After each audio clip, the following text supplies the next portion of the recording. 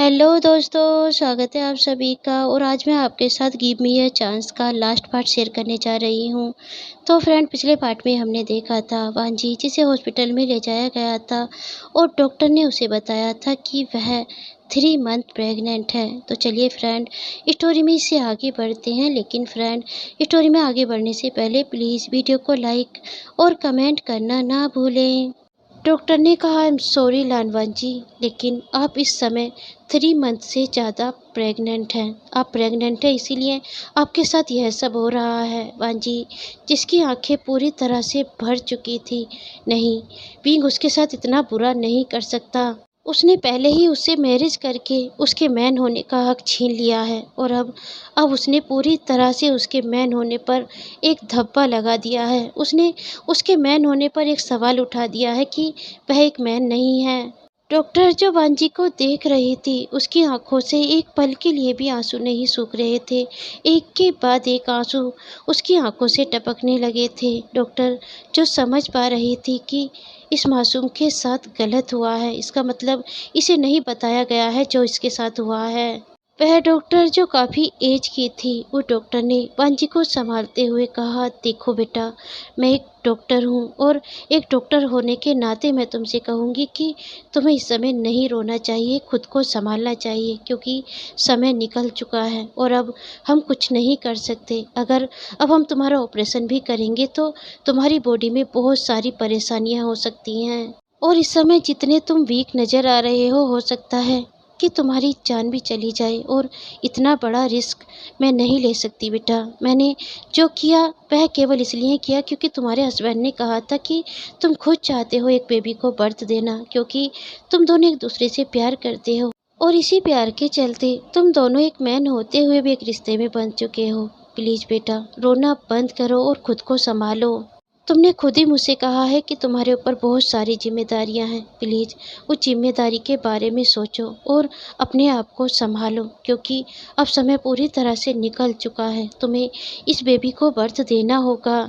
वांजी जो चाह कर भी खुद को नहीं संभाल पा रहा था, उसकी आंखों से आंसू रुकने का नाम ही नहीं ले रहे थे। उसके साथ बींग इतना बुरा करेगा उसने नहीं सोचा था। वह हर तरह से उसके साथ अपनी दुश्मनी निकाल रहा था, लेकिन अब तो उसकी दुश्मनी की हद पार हो चुकी है।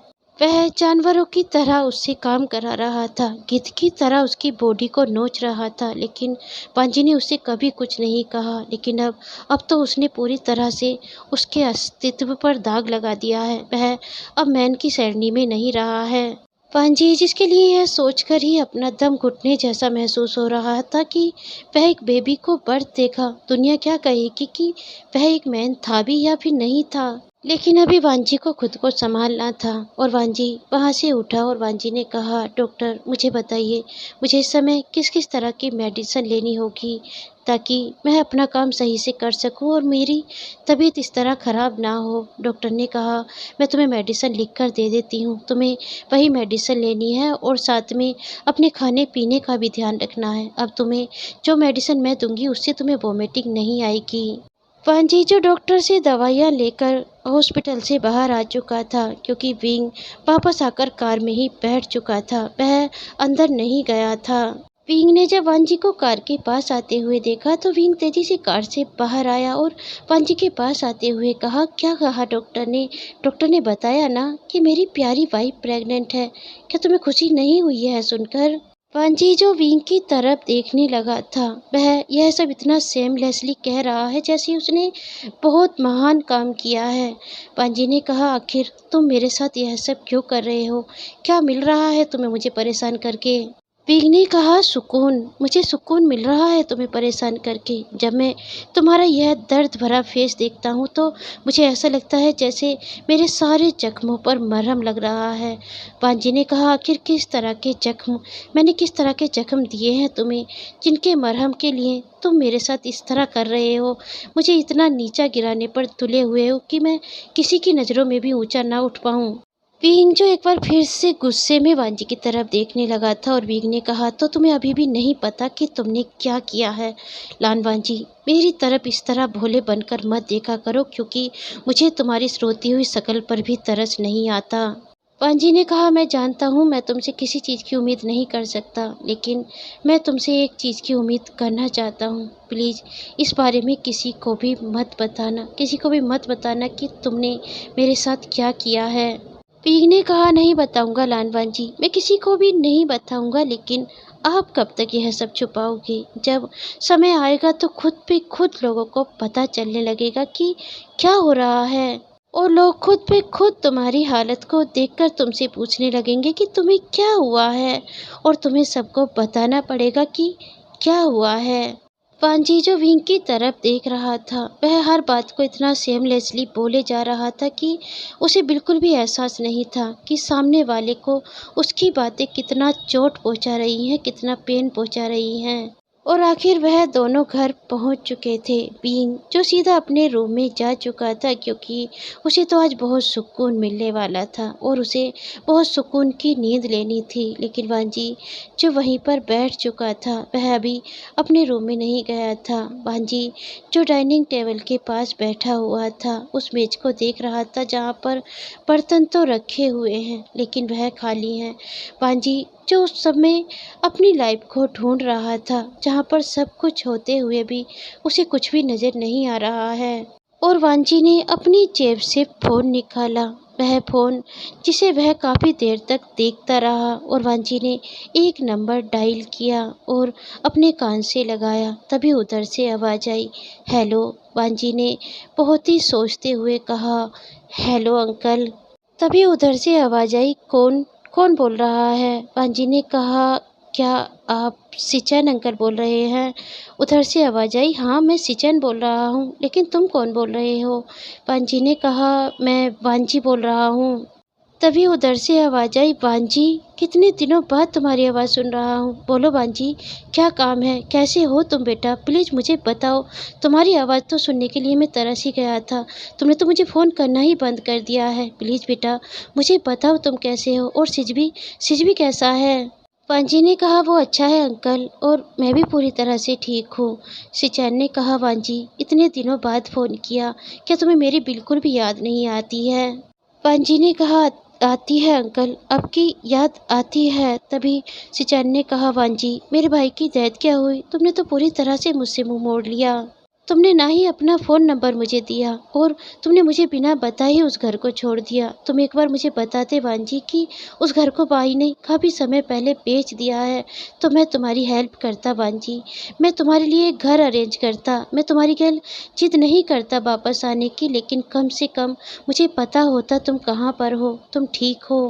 पांजी ने कहा, सॉरी अंकल, मुझे माफ़ कर दीजिए इन सब चीज़ों के लिए। सब कुछ इतना जल्दी जल्दी हुआ कि मैं आपको कुछ भी नहीं बता पाया। सिचैन ने कहा, छोड़ो वांजी, अब मुझे बताओ तुमने किस लिए मुझे फ़ोन किया है? क्या तुम वापस आ रहे हो? क्या तुम हमारे पास आ रहे हो? पांजी जो इस समय इतना ज़्यादा अकेला फ़ील कर रहा है खुद को कि वह सच में अपने अंकल के पास जाना चाहता है, लेकिन पांजी ने अपने स्टमक की तरफ देखा, और नहीं, वह अभी नहीं जा सकता। वह इस तरह अपने अंकल के पास नहीं जा सकता। उसके अंकल क्या कहेंगे?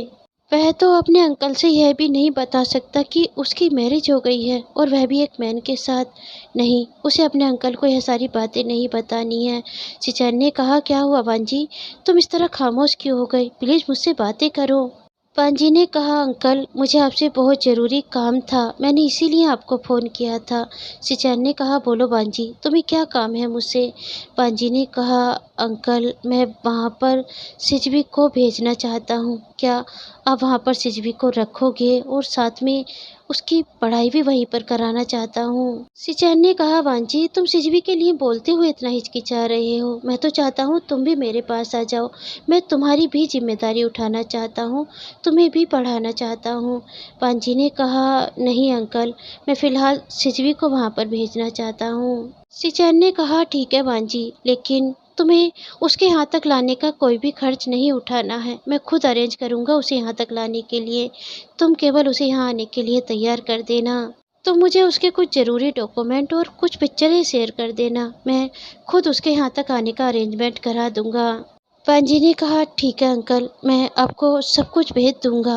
Thank you uncle. सिचैन ने कहा, वांजी तुम फिर से थैंक यू कह रहे हो। मैंने कहा ना, इस तरह थैंक यू कहना बंद करो, तुम मेरी जिम्मेदारी हो वांजी। लेकिन तुम इस जिम्मेदारी को नहीं मान रहे हो, लेकिन मैं मानता हूँ कि तुम मेरी जिम्मेदारी हो।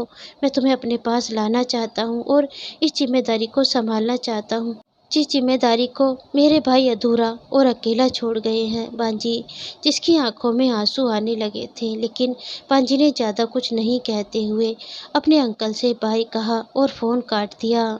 पांजी जो अपने रूम में जा पहुंचा था, जहां पर बिंग बहुत ही सुकून की नींद सो रहा था। उसे देखकर ऐसा लग रहा था मानो दुनिया भर का सुकून उसके फेस पर नजर आ रहा है। लेकिन वांजी पांजी जो कुछ भी नहीं कह पाया और वांजी पिंक की साइड में लेट गया, हमेशा की तरह। नेक्स्ट मॉर्निंग बांजी जो सिजवी को लेकर स्कूल के लिए निकल चुका था, वह रास्ते में उससे कुछ बातें बताना चाहता था, वही बातें जो उसने रात अपने अंकल से की थी। सिजवी ने कहा, क्या हुआ भाई, आज हम इस तरह पैदल क्यों जा रहे हैं स्कूल के लिए? क्या आज हम बस में नहीं जाएंगे? बांजी ने कहा, नहीं सिजवी, आज मुझे तुमसे बहुत सारी बातें करनी है और वह बातें जो हम रास्ते में ही कर पाएंगे। सिजवी ने कहा, बोलिए काका। बांजी ने कहा, सिजवी, 1 महीने बाद तुम्हारे एग्जाम होने वाले हैं। सिजवी ने कहा, हाँ, 1 महीने बाद मेरे एग्जाम होने वाले हैं। बांजी ने कहा, सिजवी, मैं चाहता हूँ कि एग्जाम के बाद तुम बाहर पढ़ो, यहाँ नहीं। सिजवी ने कहा, बाहर पढ़ो? बाहर से क्या मतलब है आपका? पांजी ने कहा, सिजवी, मैंने तुम्हारे एडमिशन की बात अंकल से की थी और अंकल ने तुम्हारे एडमिशन के लिए हाँ कर दी है। मैं चाहता हूँ कि तुम उसी स्कूल में पढ़ाई करो जिस स्कूल में हमारे पिता ने पढ़ाई की थी। सिजवी ने कहा, कोई बात नहीं काका, अगर आप चाहते हो कि मैं वहाँ जाकर पढ़ाई करूँ तो मैं वहाँ जाकर पढ़ाई कर लूँगा। आप इतना ज़्यादा परेशान क्यों हो रहे हैं? पांजी ने कहा, सिजवी, क्योंकि वहाँ पर तुम्हें अकेले जाना होगा, मैं तुम्हारे साथ नहीं जा सकता। सिजवी ने कहा, नहीं काका, मैं आपके बिना नहीं रह सकता। पांजी ने कहा, सिजवी, क्या मेरी इतनी बात नहीं मानोगे? तुम जानते हो मैंने आज तक तुमसे किसी बात के लिए जिद नहीं की है। सिजवी ने कहा, मैं जानता हूँ काका कि आपने किसी बात के लिए मेरे साथ जिद नहीं की है। अगर आप मुझसे किसी और बात के बारे में कहते तो मैं कभी आपसे मना नहीं करता, लेकिन काका, मैं आपके बिना नहीं रह सकता। पांजी ने कहा, प्लीज़ सिजवी, क्या तुम मेरी इतनी बात नहीं मानोगे? मैंने अंकल से प्रॉमिस कर दिया है, क्या तुम मेरी प्रॉमिस को गलत ठहराओगे? क्या तुम मुझे झूठा ठहराना चाहते हो?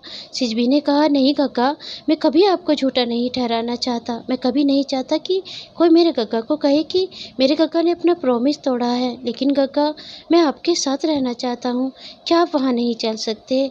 पांजी ने कहा, नहीं सिजवी, मैं तुम्हारे साथ नहीं चल सकता। तुम्हें पता है मेरी मैरिज हो चुकी है और मुझे अब सर के साथ यहीं पर रहना होगा। सिजवी, जिसकी आंखें पूरी तरह से नम हो चुकी थी, वह अपने गग्गा को छोड़कर नहीं जाना चाहता, लेकिन उसे जाना होगा। उसे हाँ करनी होगी अपने गग्गा से, क्योंकि वह अपने गग्गा को झूठा भी नहीं ठहरा सकता। सिजवी ने कहा, ठीक है गग्गा, मैं वहाँ जाने के लिए तैयार हूँ, लेकिन आप मुझे वहाँ पर मिलने आया करोगे ना? बांजी जो थोड़ा चुप हो चुका था, बांजी ने कहा, हाँ, मैं तुमसे मिलने आऊँगा। पांजी ने कहा, लेकिन सिजवी, तुम्हें अभी मुझसे एक प्रॉमिस करना होगा। सिजवी ने कहा, कैसा प्रॉमिस गग्गा? पांजी ने कहा, तुम वहाँ जाकर अंकल को इस मैरिज के बारे में नहीं बताओगे, तुम नहीं बताओगे कि मेरी मैरिज हो चुकी है। सिजवी ने कहा, लेकिन क्यों गग्गा? पांजी ने कहा, मैं खुद उन्हें बताना चाहता हूँ, जब मैं वहाँ आऊँगा तो मैं खुद अंकल को बता दूँगा, लेकिन प्लीज़ तुम इस मैरिज के बारे में किसी को भी नहीं बताओगे। सिजवी ने कहा, ठीक है गग्गा, मैं किसी को भी इस मैरिज के बारे में नहीं बताऊँगा। समय जो अब धीरे धीरे बीतने लगा था, 1 महीना हो चुका था और अब सिजवी के एग्ज़ाम शुरू हो चुके थे। वांजी, जिसने खुद को काफ़ी तरह से चेंज कर लिया था, वह काफ़ी लूज क्लॉथ पहनने लगा था ताकि किसी को उसकी हालत के बारे में पता ना चले। और विंग विंग जो आजकल उसकी हालत पर बहुत ज़्यादा मुस्कुराने लगा था कि लान वांजी खुद को छिपा रहे हैं, अपनी हालत को छिपा रहे हैं। विंग जो वांजी के मुंह पर ही बोल दिया करता था, क्या हुआ लान वांजी, खुद को छिपाने की जरूरत पड़ रही है? तुम क्यों खुद को छिपा रहे हो? सबको बता दो ना कि तुम्हारे साथ क्या हुआ है। तुम तो बहुत बड़ा काम करने जा रहे हो, वह काम जो आज तक मुझे लग रहा है किसी भी मैंने नहीं किया होगा।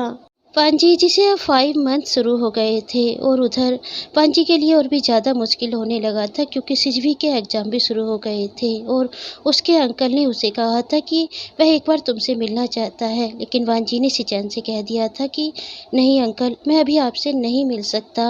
मैं अभी ऑफिस के काम के लिए बाहर हूँ, इसलिए मैं अभी आपसे नहीं मिल सकता। लेकिन आप सिजवी को वहाँ बुलाने की पूरी तैयारी कर लीजिए, मैं सिजवी को वहाँ पर भेज दूँगा।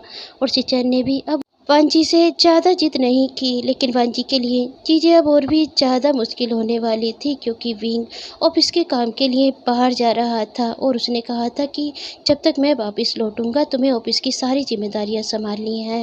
वांजी जो आजकल इतना ज़्यादा बिजी रहने लगा था कि उसके लिए नींद लेना मुश्किल होने लगा था। अगर वह थोड़ी देर के लिए आंखें बंद करता तो बहुत सारे काम उसके पेंडिंग रह जाते और जिसके चलते वह सही से सो भी नहीं पा रहा था। यह तो शुक्र था ऑफिस के वर्कर्स का जो अच्छी तरह से वांजी को जानते हैं और वांजी का साथ निभा रहे थे और वांजिंग वांजिंग भी पूरी हेल्प कर रही थी वांजी की। लेकिन वांजी के लिए फिर भी बहुत मुश्किल था क्योंकि वह सब वांजी की हालत के बारे में नहीं जानते थे। वांजी जो आजकल विंग को मिस करने लगा था, भले ही विंग उसकी कोई बात नहीं मानता है, भले ही विंग उस पर ध्यान नहीं देता है, लेकिन कम से कम वह थोड़े काम को तो संभालता ही है। और जिसके चलते वांजी विंग को मैसेज किया करता था आप कब तक वापस आ रहे हैं, लेकिन विंग विंग उसके मैसेज को कभी रीड भी नहीं करता था। धीरे धीरे समय जो इतना ज़्यादा बीतने लगा था कि विंग को गए हुए 1 महीना हो गया था और उधर पांजी के लिए चीज़ें और मुश्किल होने वाली थी क्योंकि सिजवी के एग्ज़ाम ख़त्म हो चुके थे और उसे सिजवी को अपने अंकल के पास भेजना था। लेकिन सिजवी जो वांजी को अकेले छोड़कर नहीं जाना चाहता था क्योंकि विंग भी वहाँ पर नहीं था। और उधर वांजी के लिए अब खुद की हालत छिपाना बहुत मुश्किल होने लगा था क्योंकि उसे 6 मंथ हो चुके थे और जिसके चलते वह अपने क्लॉथ में भी अपनी हालत नहीं छिपा पाता था। लोग जो उसे अजीब नज़रों से देखने लगे थे और ऑफिस के लोग जो उससे पूछने लगे थे लान वांजी आपको क्या हुआ है, कहीं आपको किस तरह की बीमारी तो नहीं हो गई है। और वांजी जो वापस नहीं जाना चाहता था क्योंकि वह सबके सवालों के जवाब नहीं दे पा रहा था, वह खुद की हालत नहीं छिपा पा रहा था और ना ही किसी को बता पा रहा था कि उसके साथ क्या प्रॉब्लम है। और जिसके चलते अब उसका मन नहीं करता था ऑफिस जाने के लिए। और उधर विंग जो ऑफिस में फ़ोन कर कर पूछ लिया करता था कि लान वांजी आए हैं या फिर नहीं आए हैं, और अगर उसे पता चलता था कि वांजी ऑफिस में नहीं आया है तो वह उसे घर फ़ोन किया करता था और कहा करता था तुम ऑफिस क्यों नहीं गए हो, मैंने यहाँ पर कोई ओपनेज नहीं खोला हुआ है जो तुम काम नहीं करोगे, जाओ और जाकर काम करो अगर तुम्हें अपने आप को और अपने भाई को पालना है तो। और वांजी जो विंग की इस तरह की बातों से पूरी तरह से थक चुका था, वांजी सिजवी के रूम में आया जो बैठा हुआ गेम खेल रहा था क्योंकि उसके एग्ज़ाम ख़त्म हो चुके थे और वह बहुत ही अच्छे नंबरों से पास हुआ था। सिजवी ने वांजी को देखते ही गेम एक तरफ रखा और वांजी को संभालते हुए कहा गग्गा आप यहाँ पर, आप मुझे बुला लेते अपने रूम में। गग्गा आप बहुत ज़्यादा कमज़ोर होते जा रहे हैं, पता नहीं मैं जब भी आपको देखता हूँ ऐसा लगता है जैसे आप बहुत ज़्यादा बीमार हैं। वांजी ने सिजवी के पास बैठते हुए कहा नहीं सिजवी, मैं पूरी तरह से ठीक हूँ, लगता है तुम्हें ही लगता है कि मैं बीमार हूँ। चलो बैठो और मुझे तुमसे एक बात करनी है। सिजवी ने कहा कहो गग्गा आपको मुझसे क्या कहना है। वांजी ने कहा सिजवी मैं कल तुम्हें फ़्लाइट में बैठाने वाला हूँ और तुम यहाँ से जा रहे हो, अंकल तुम्हें एयरपोर्ट से रिसीव कर लेंगे। मैंने अंकल को फ़ोन कर दिया है, अंकल कह रहे थे कि वह यहाँ आकर तुम्हें ले जाना चाहते हैं, लेकिन मैं चाहता हूँ कि तुम खुद वहाँ पर जाओ और वहाँ जाकर अंकल खुद तुम्हें एयरपोर्ट से ले लेंगे। लेकिन सिजवी मुझे तुमसे एक और बात कहनी है। सिजवी ने कहा कहिए गग्गा। पांजी ने कहा सिजवी वहाँ जाकर अंकल को परेशान मत करना। सिजवी ने कहा गग्गा आपको लगता है कि मैं किसी को परेशान करूँगा। पांजी ने कहा नहीं सिजवी मुझे तुम पर पूरा भरोसा है, तुम कभी किसी को परेशान नहीं करोगे, लेकिन मैं फिर भी तुमसे कहना चाहता हूँ कि वहाँ जाकर किसी को परेशान मत करना। हो सकता है कि मुझे वहाँ आने में बहुत लेट हो जाए, तो जब तक मैं वहाँ पर आऊँ तब तक बहुत प्यार से रहना और किसी को परेशान मत करना। सिजवी ने कहा नहीं गग्गा मैं किसी को भी परेशान नहीं करूँगा। वांजी ने कहा, मुझे प्रॉमिस करो, तुम ना ही किसी को परेशान करोगे और ना ही मेरे लिए वहाँ पर ज़्यादा परेशान होगे, अपनी पढ़ाई पर ध्यान दोगे और हमेशा हैप्पी रहोगे। सिजवी जो वांजी की तरफ देख रहा था, वह ऐसे प्रॉमिस ले रहे हैं जैसे वह वहाँ पर मुझसे मिलने जाने ही नहीं वाले हैं। लेकिन फिर भी सिजवी ने कहा, गग्गा मैं आपसे प्रॉमिस करता हूँ, मैं पढ़ाई पर पूरा फोकस करूँगा, लेकिन मैं आपको मिस ज़रूर करूँगा गग्गा, आप वहाँ पर जल्दी आना, मैं आपको बहुत याद करने वाला हूँ। वांजी ने सिजवी को गले से लगाया, उसके फोरहेड पर किस किया और कहा, मुझे तुम पर पूरा भरोसा है और सिजवी मैं भी तुम्हें बहुत मिस करूँगा। अब जल्दी से अपना सामान पैक कर लो, क्योंकि मैं सुबह ही तुम्हें एयरपोर्ट पर लेकर जाने वाला हूँ और फ्लाइट में बैठाने वाला हूँ, क्योंकि उसके बाद मुझे ऑफिस के लिए जाना है। ऑफिस में बहुत सारा काम है। और आखिर वह समय आ चुका था जब वांजी सिजवी को लेकर एयरपोर्ट के लिए जाने लगा था, लेकिन पता नहीं वांजी की तबीयत और भी ज़्यादा ख़राब होने लगी थी और वांजी ने कहा, सिजवी क्या मैं तुम्हें ड्राइवर के साथ यहाँ से भेज सकता हूँ? सिजवी जो वांजी की हालत देख पा रहा था, वह चलते चलते एक ही जगह पर बैठ गए थे, लेकिन सिजवी ने ज़्यादा कुछ नहीं कहते हुए कहा, ठीक है गग्गा, अगर आपकी तबीयत ठीक नहीं है तो आप मुझे ड्राइवर के साथ यहाँ से भेज सकते हैं। वांजी ने सिजवी से कहा, सिजवी एक बात याद रखना, मुझे वहाँ जाकर फ़ोन मत करना, केवल मैसेज करना, और अगर मैं मैसेज का रिप्लाई भी ना करूँ तो परेशान मत होना, तुम जानते हो मैं आजकल बहुत बिजी रहता हूँ। सिजवी जो वांजी की बातों का मतलब तो सही से नहीं समझ पा रहा था, लेकिन फिर भी उसने हाँ में अपना सर हिलाते हुए कहा, ठीक है गग्गा, मैं आपको फ़ोन नहीं करूँगा, केवल मैसेज करूँगा।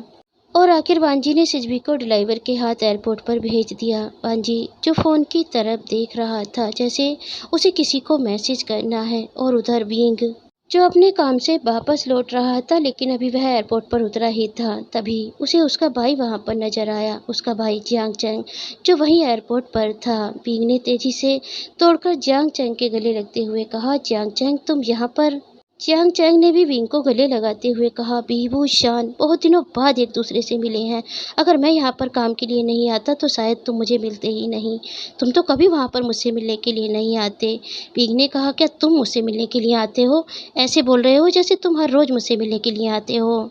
जियांग चैंग ने कहा, बात तो सही है बीबूशान, मैं भी तुमसे हर रोज कहाँ मिलने के लिए आता हूँ, लेकिन अब तो मिल गए तो चलो थोड़ी देर के लिए एक दूसरे से बात करते हैं, पास ही एक रेस्टोरेंट है, चलो उसमें बैठते हैं और कुछ बातें करते हैं, और वैसे भी मुझे तुम्हें एक बहुत ज़रूरी बात बतानी है। पीग ने कहा, मुझे भी तुम्हें एक बहुत ज़रूरी बात बतानी है जियांग चैंग, वैसे तो मैं यह बात तुम्हें फ़ोन पर भी बता सकता था, लेकिन मैं तुम्हें मिलकर ही यह सब बात बताना चाहता था। जियांग चैंग ने कहा, तो चलो थोड़ी देर बैठते हैं, चाय पीते हैं और उसके बाद बातें करते हैं और एक दूसरे को वह बात बताते हैं जो बताने के लिए हम एक दूसरे से मिलने का इंतज़ार कर रहे थे। और आखिर वह दोनों जो एक रेस्टोरेंट में जाकर बैठ चुके थे। बिंग ने कहा, कहो जियांग चैंग, तुम मुझे क्या बताना चाहते हो? जियांग चैंग ने कहा, पहले तुम बताओ विभूषण, तुम मुझे क्या बताना चाहते हो? बिंग ने कहा, जियांग चैंग बड़ा कौन है? तुम। तो पहले तुम बताओ ना कि ऐसी क्या बात है जो तुम मुझे बताना चाहते थे? जियांग चैंग जो थोड़ा खामोश हो गया था, जियांग चैंग ने कहा, विभूषण मैंने तुम्हें उसके बारे में बताया था ना जिसने हमारी सीजे की फैमिली के साथ वह सब किया था। विंग जिसके फेस पर गुस्सा और दर्द एक साथ इकट्ठा हो चुका था, विंग ने अपने हाथ के टी कप को नीचे रखते हुए कहा, हाँ जियांग चैंग मुझे पता है उस इंसान के बारे में जिसने हमारी सीजे और सीजे की फैमिली के साथ यह सब किया था। उसने मेरी सीजे की पूरी फैमिली को मार डाला और यह भी नहीं देखा कि उनकी फैमिली में एक छोटा सा बच्चा था। सच में वह इंसान नहीं था, वह कोई जानवर था, और उसके साथ भी इतना ही बुरा होना चाहिए जितना बुरा उसने हमारी फैमिली के साथ किया था। जियांग चैंग ने कहा, मैंने तुमसे पहले ही कहा था विभूषण, बुरे का नतीजा बुरा ही होता है, जो किसी के साथ बुरा करता है गॉड उसके साथ भी बुरा करता है। बिंग ने कहा, यह तो सच है, लेकिन गॉड नहीं, उसके साथ हमें बुरा करना पड़ता है। जियांग चैंग ने कहा, विभूषण अच्छा है कि हमने किसी के साथ बुरा नहीं किया जिसने हमारी सीजे की पूरी फैमिली की जान ले ली। आज गॉड ने खुद उसकी पूरी फैमिली की जान ले ली, वह 2 दिन पहले ही मर चुका है। और जानते हो कैसे? बिंग जो बहुत हैरान नज़रों से जियांग चैंग की तरफ देख रहा था। बिंग ने कहा, मर चुका है? जियांग चैंग ने कहा, हाँ मर चुका है, और जानते हो कैसे? बिल्कुल वैसे ही जैसे उसने हमारी सीजे की फैमिली को मार डाला था, घर में आग लगाकर।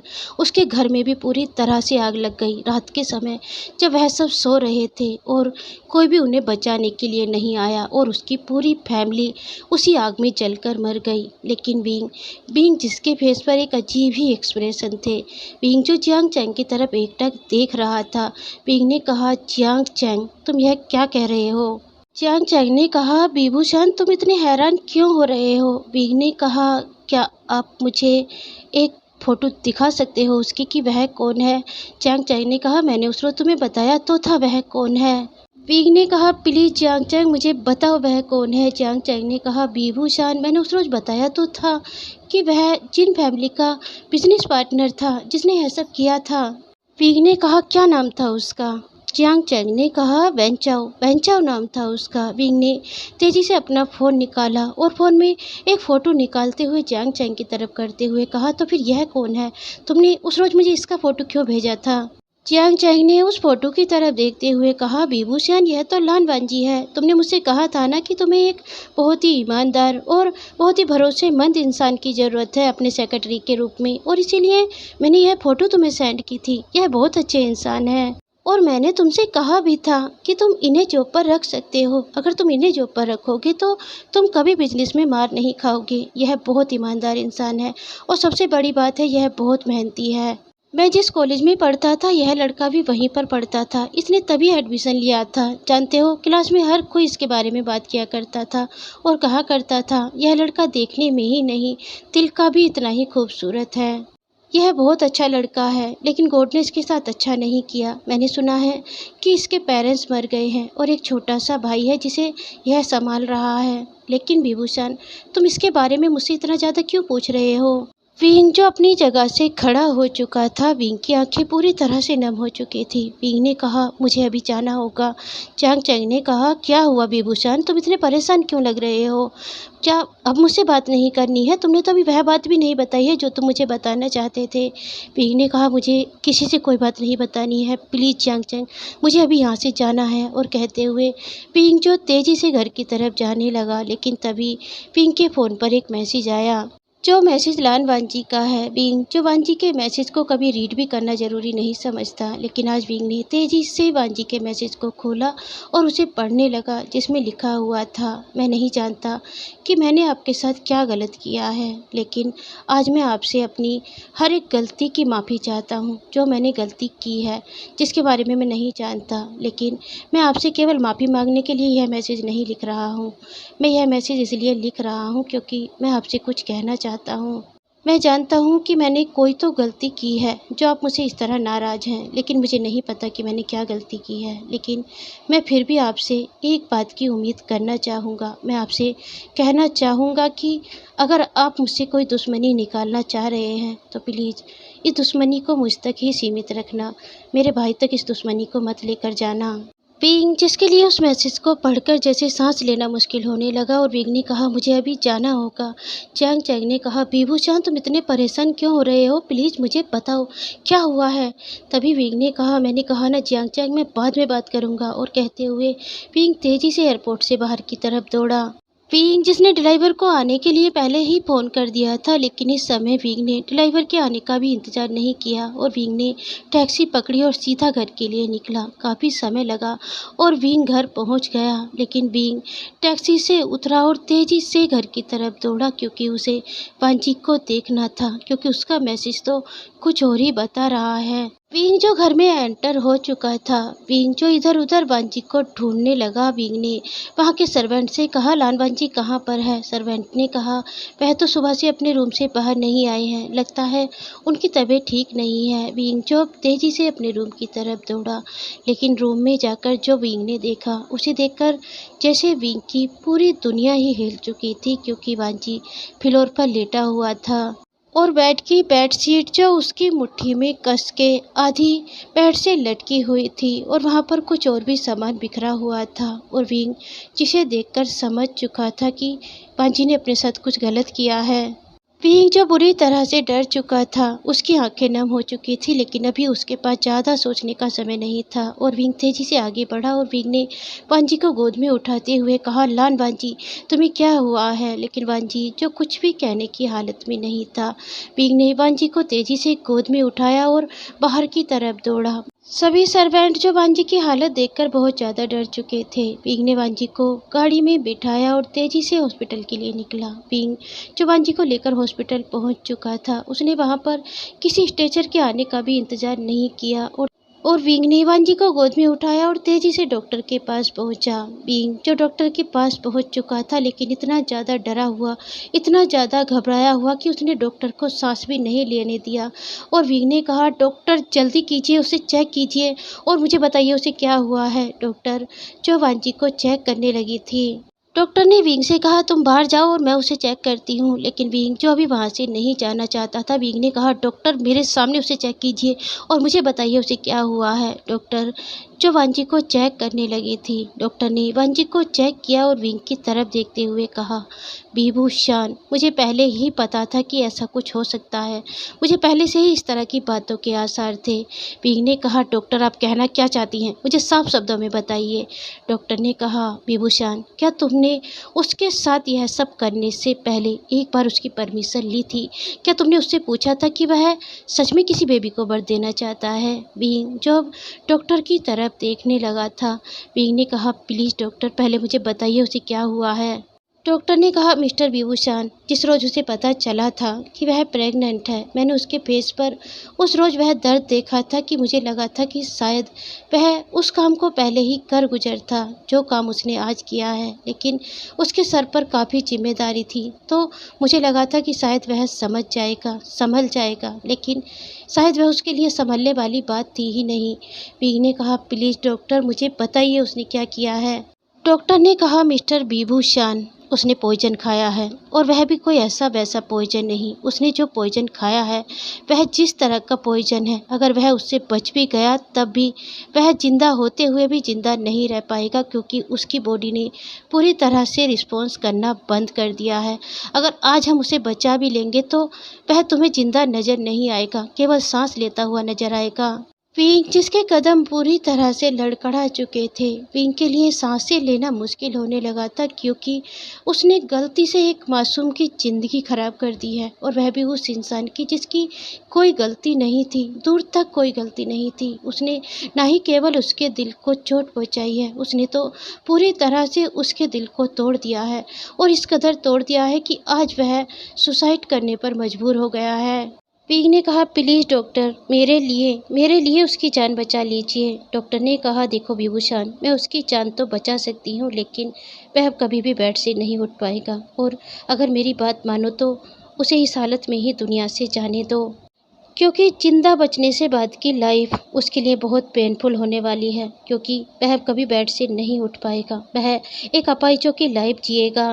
वह हम सबकी बातें सुन तो पाएगा, समझ भी पाएगा, लेकिन हमारी बातों का जवाब नहीं दे पाएगा, क्योंकि उसकी बॉडी अब कभी भी दोबारा रिस्पॉन्स नहीं करेगी। पिंग ने कहा, डॉक्टर आप डॉक्टर होते हुए भी इस तरह की बातें कर रही हैं, आप इतना निराश कैसे हो सकती हैं? आज के समय में साइंस ने कितनी ज़्यादा तरक्की कर ली है, साइंस कहाँ से कहाँ पहुँच गया है। डॉक्टर ने कहा, भले ही साइंस कहीं से कहाँ पहुँच गया है, लेकिन डॉक्टर भी एक इंसान होता है, और एक आम इंसान से ज़्यादा डॉक्टर को भगवान पर भरोसा करना पड़ता है। जानते हो, जब एक डॉक्टर ऑपरेशन थिएटर में जाता है तो वह अपने दिल में क्या कहता है? वह हमेशा यही कहता है, गॉड मेरे साथ रहना, मेरी हेल्प करना।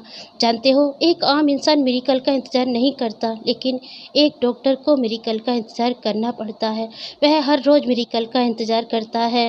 विभूषण, तुम्हें पेन हो रहा है उसे इस हालत में देखकर? एक बार उसकी तरफ देखो। वह इंसान अंदर से कितना ज़्यादा टूटा हुआ होगा जब उसने उस पॉइजन को खाया होगा। जानते हो, उसने 3 बार में करके इस पॉइजन को खाया है।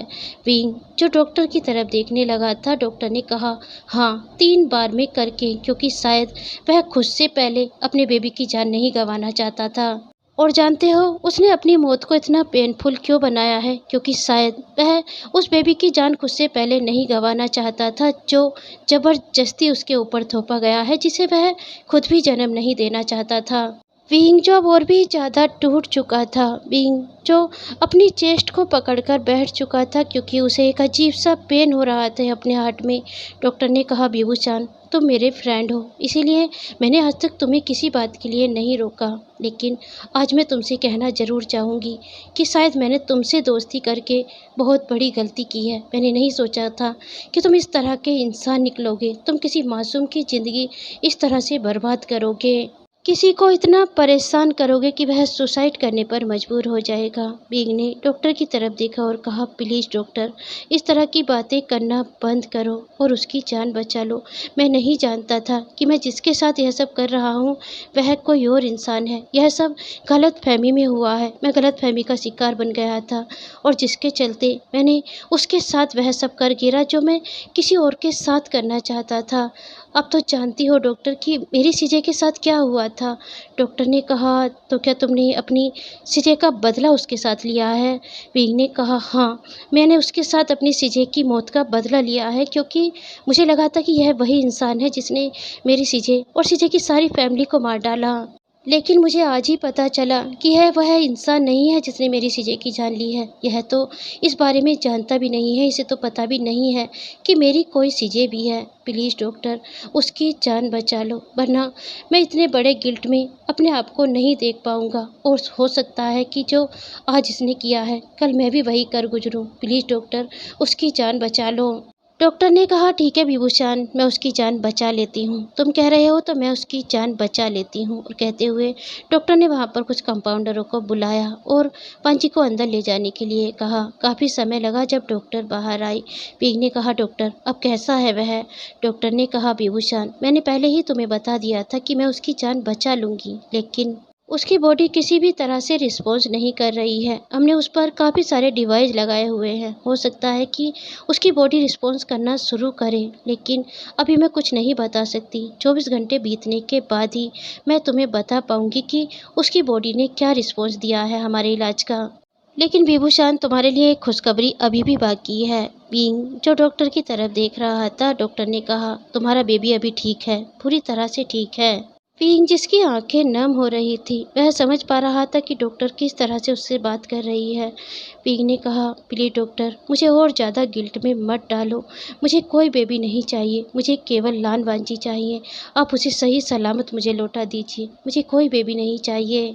डॉक्टर ने कहा, लेकिन विभूषण, अब तो तुम्हें उस बेबी को संभालना ही होगा, और वह भी अकेले।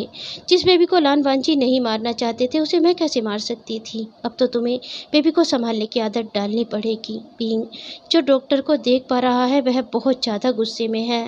डॉक्टर जो वहाँ से जा चुकी थी, लगभग 24 घंटे से भी ज़्यादा का समय बीत चुका था, लेकिन अभी भी वांजी की बॉडी ने किसी भी तरह का रिस्पॉन्स नहीं किया था।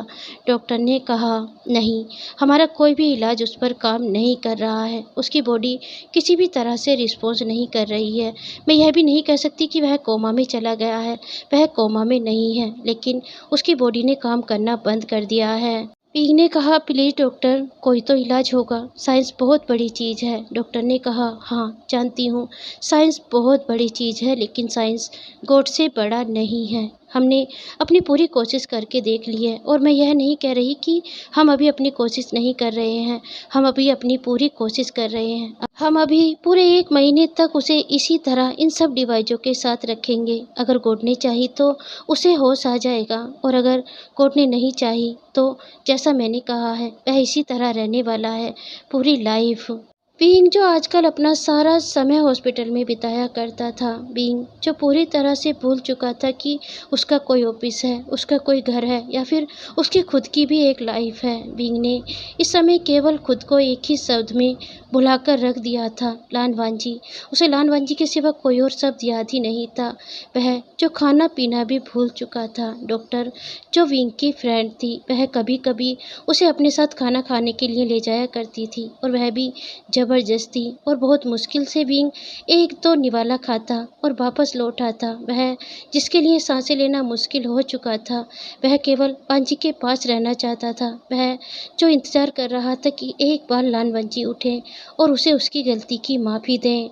और अगर माफ़ी भी नहीं तो उसे सज़ा दे। लेकिन विंग चाहता है कि लान वांजी एक बार उठे और उसकी आंखों में आंखें डालकर कहे कि सर आपने गलत किया है, आपने मेरे साथ गलत किया है और इस गलत के लिए मैं आपको कभी माफ़ नहीं करूँगा। लेकिन विंग चाहता है कि लान वांजी उठे, उससे बातें करें।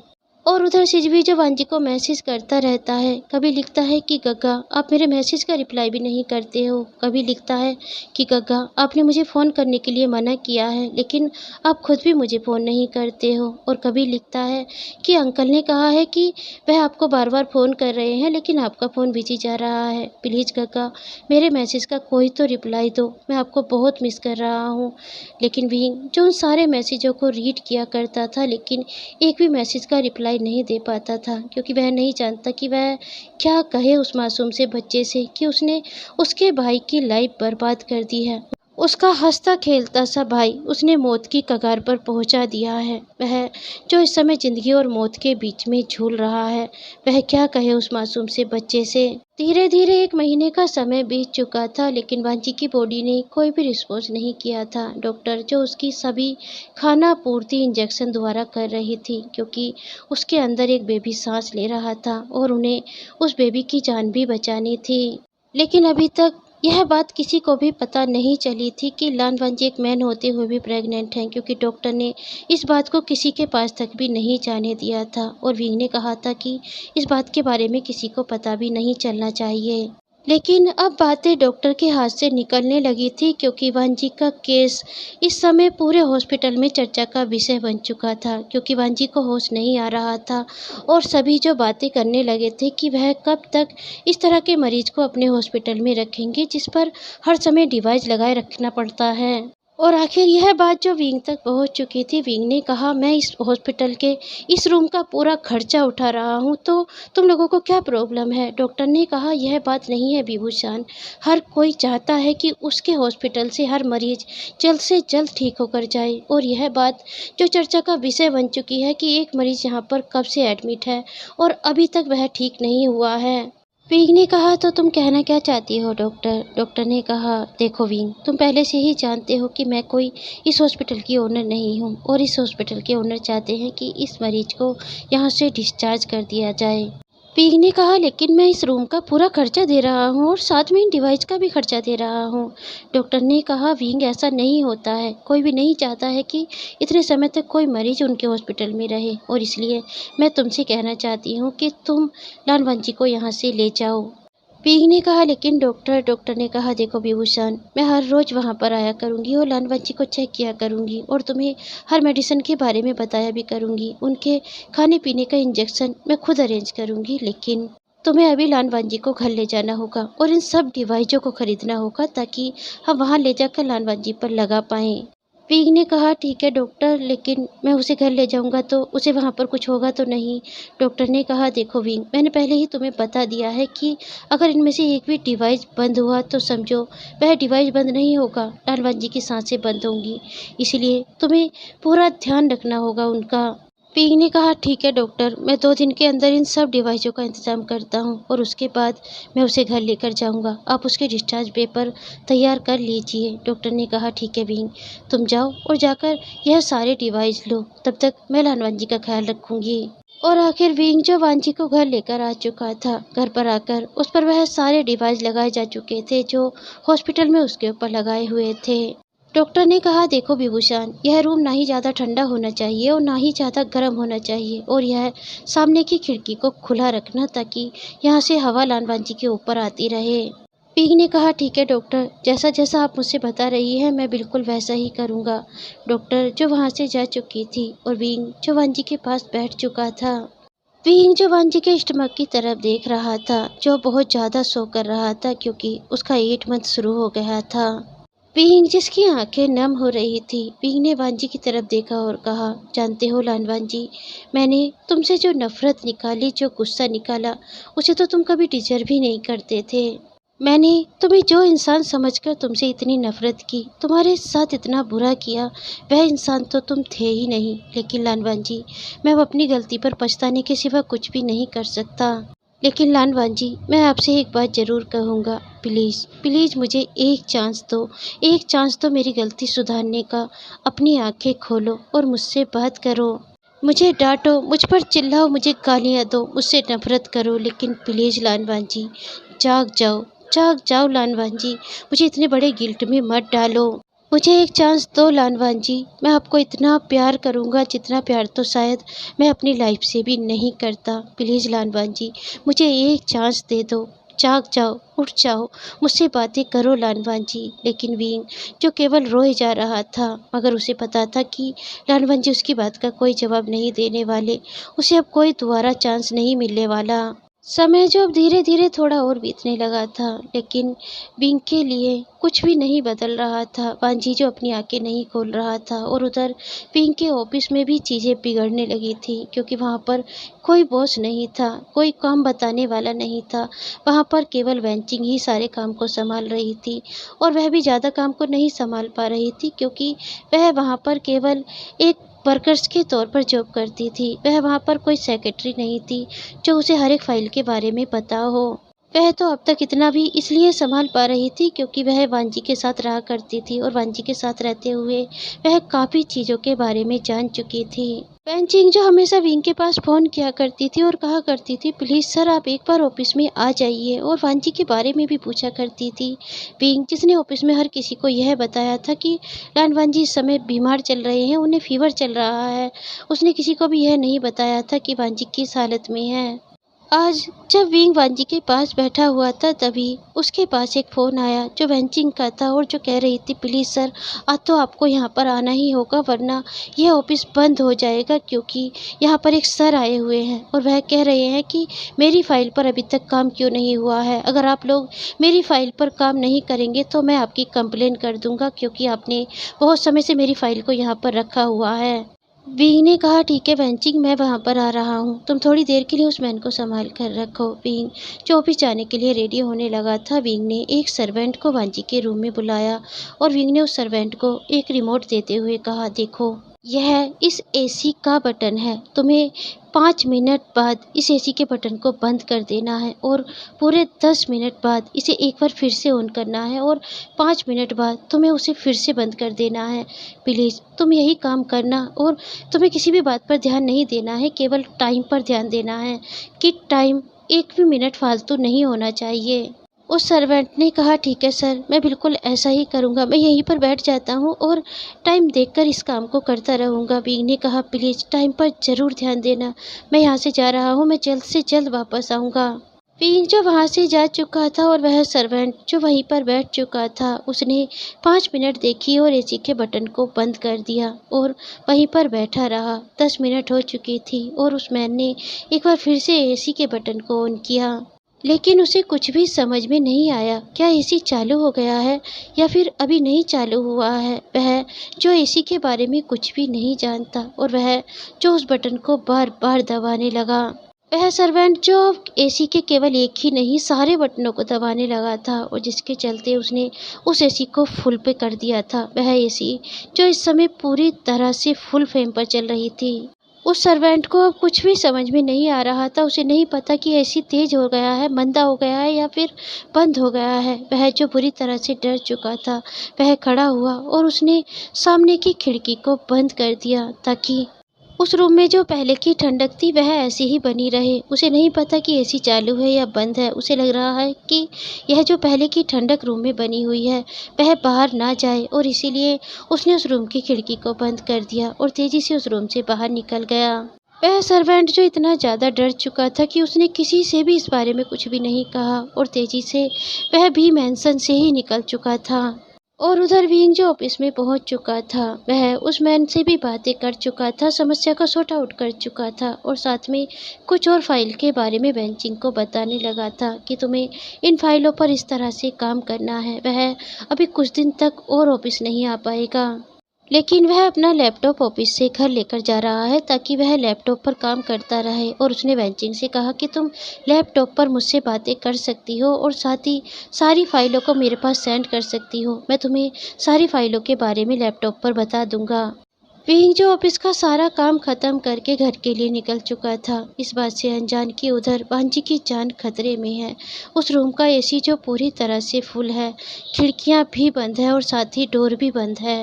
विंग जो घर पहुंच चुका था और सीधा वांजी के रूम में पहुंचा, लेकिन वांजी के रूम का डोर खोलते ही विंग की तो जैसे सांसें रुक चुकी थी सामने वांजी को देखकर, क्योंकि वांजी बुरी तरह से कांप रहा था। वह रूम जो इतना ज़्यादा ठंडा था कि विंग के लिए भी वहां पर खड़ा होना मुश्किल होने लगा था। विंग ने तेजी से एसी को बंद किया और वांजी के हाथ पैर मसलने लगा। विंग ने अपनी जेब से फ़ोन निकाला और डॉक्टर को फ़ोन मिलाकर सारी बातें बताई। डॉक्टर जो जल्द से जल्द वी मैंसन में आ चुकी थी। डॉक्टर ने वांजी को चेक किया और डॉक्टर ने विंग की तरफ देखते हुए कहा, इस मिरेकल, यह तो बहुत बड़ा मिरेकल हो गया है। विंग ने कहा, डॉक्टर आप क्या कह रही हैं? डॉक्टर ने कहा, हाँ विभूषण, यह मिरेकल हो गया है। देखो विभूषण, तुम लान वांजी की तरफ देखो। विंग जो वांजी की तरफ देखने लगा था, जिसके हाथ और पैर दोनों ही कांप रहे थे। डॉक्टर ने कहा, विभूषण, उसके हाथ पैर कांप रहे हैं, इसका मतलब उसकी बॉडी रिस्पॉन्स कर रही है। विंग जो एक बार फिर से वांजी की तरफ देखने लगा था और विंग की आंखें नम होने लगी थी। विंग ने कहा, डॉक्टर, इसका मतलब वह ठीक हो रहा है। डॉक्टर ने कहा, मैं यह नहीं कहूँगी वह ठीक हो रहा है, लेकिन मुझे लग रहा है कि वह ठीक हो सकता है। विभूषण, जैसा मैंने पहले तुमसे कहा था कि जब समय पूरा हो जाएगा तो हम लालवाजी का ऑपरेशन करके इस बेबी को इस दुनिया में लेकर आएंगे, लेकिन अब मुझे कुछ उम्मीद नज़र आ रही है। विंग ने कहा, प्लीज़ डॉक्टर, मुझे सही सही बताइए कि आप कहना क्या चाहती हैं। डॉक्टर ने कहा, विभूषण, हमारे पास एक चांस है कि लालवाजी ठीक हो सकते हैं। विंग ने कहा, कौन सा चांस डॉक्टर? डॉक्टर ने कहा, जैसे कि उनकी बॉडी ने इस समय रिस्पॉन्स किया है, मैं चाहती हूँ कि उनकी बॉडी उस समय पर भी रिस्पॉन्स करे जब इस बेबी के बर्थ का समय हो। मैं चाहती हूँ कि यह डिलीवरी नॉर्मल हो और लालवाजी को लेबर पेन हो। विंग, अब हम ऑपरेशन की जल्दी नहीं करेंगे, अब हम समय पूरा होने का इंतज़ार करेंगे और हो सकता है जो हम सोच रहे हैं वह हो जाए। समय पूरा होने के बाद लालवांजी को लेबर पेन शुरू हो जाए और अगर उन्हें लेबर पेन शुरू हुए तो हमारे पास पूरा चांस है कि हम उन्हें वापस ला सकते हैं, हम उन्हें ठीक कर सकते हैं। विंग जो कुछ हद तक हैप्पी हो चुका था और कोर्ट से प्रे करने लगा था, प्लीज़ जो डॉक्टर कह रही हैं वही हो जाए और लालवांजी वापस आ जाए, क्योंकि वह लालवांजी से माफ़ी मांगना चाहता है, उनसे एक चांस लेना चाहता है और अगर वह चांस भी ना देंगे तो वह अपने किए की सज़ा पाना चाहता है। समय जो अब धीरे धीरे जाने लगा था, 9 मंथ से भी ज़्यादा का समय हो चुका था, लेकिन पांजी को लेबर पेन शुरू नहीं हुआ था और डॉक्टर जो हिम्मत हारने लगी थी और कहने लगी थी, लगता है हमें ऑपरेशन करके इस बेबी का बर्थ कराना होगा, क्योंकि 9 मंथ से ज़्यादा का समय हो चुका है। विंग ने कहा, प्लीज़ डॉक्टर, क्या हम थोड़ा और समय नहीं ले सकते हैं? डॉक्टर ने कहा, विभूषण, उनकी हालत के अकॉर्डिंग देखो तो मैं बहुत समय ले चुकी हूँ, अब से पहले इस बेबी का बर्थ हो जाना चाहिए था, जिस तरह की उनकी हालत है। डॉक्टर ने कहा, कल मैं ऑपरेशन के सारे सामान के साथ आऊँगी और साथ ही अपनी एक फ्रेंड को भी लेकर आऊँगी। वह किसी को भी इस बारे में नहीं बताएगी कि लालवांजी ने एक मैन होते हुए भी एक बेबी को बर्थ दिया है। विंग ने कहा, thank you doctor, thank you so much.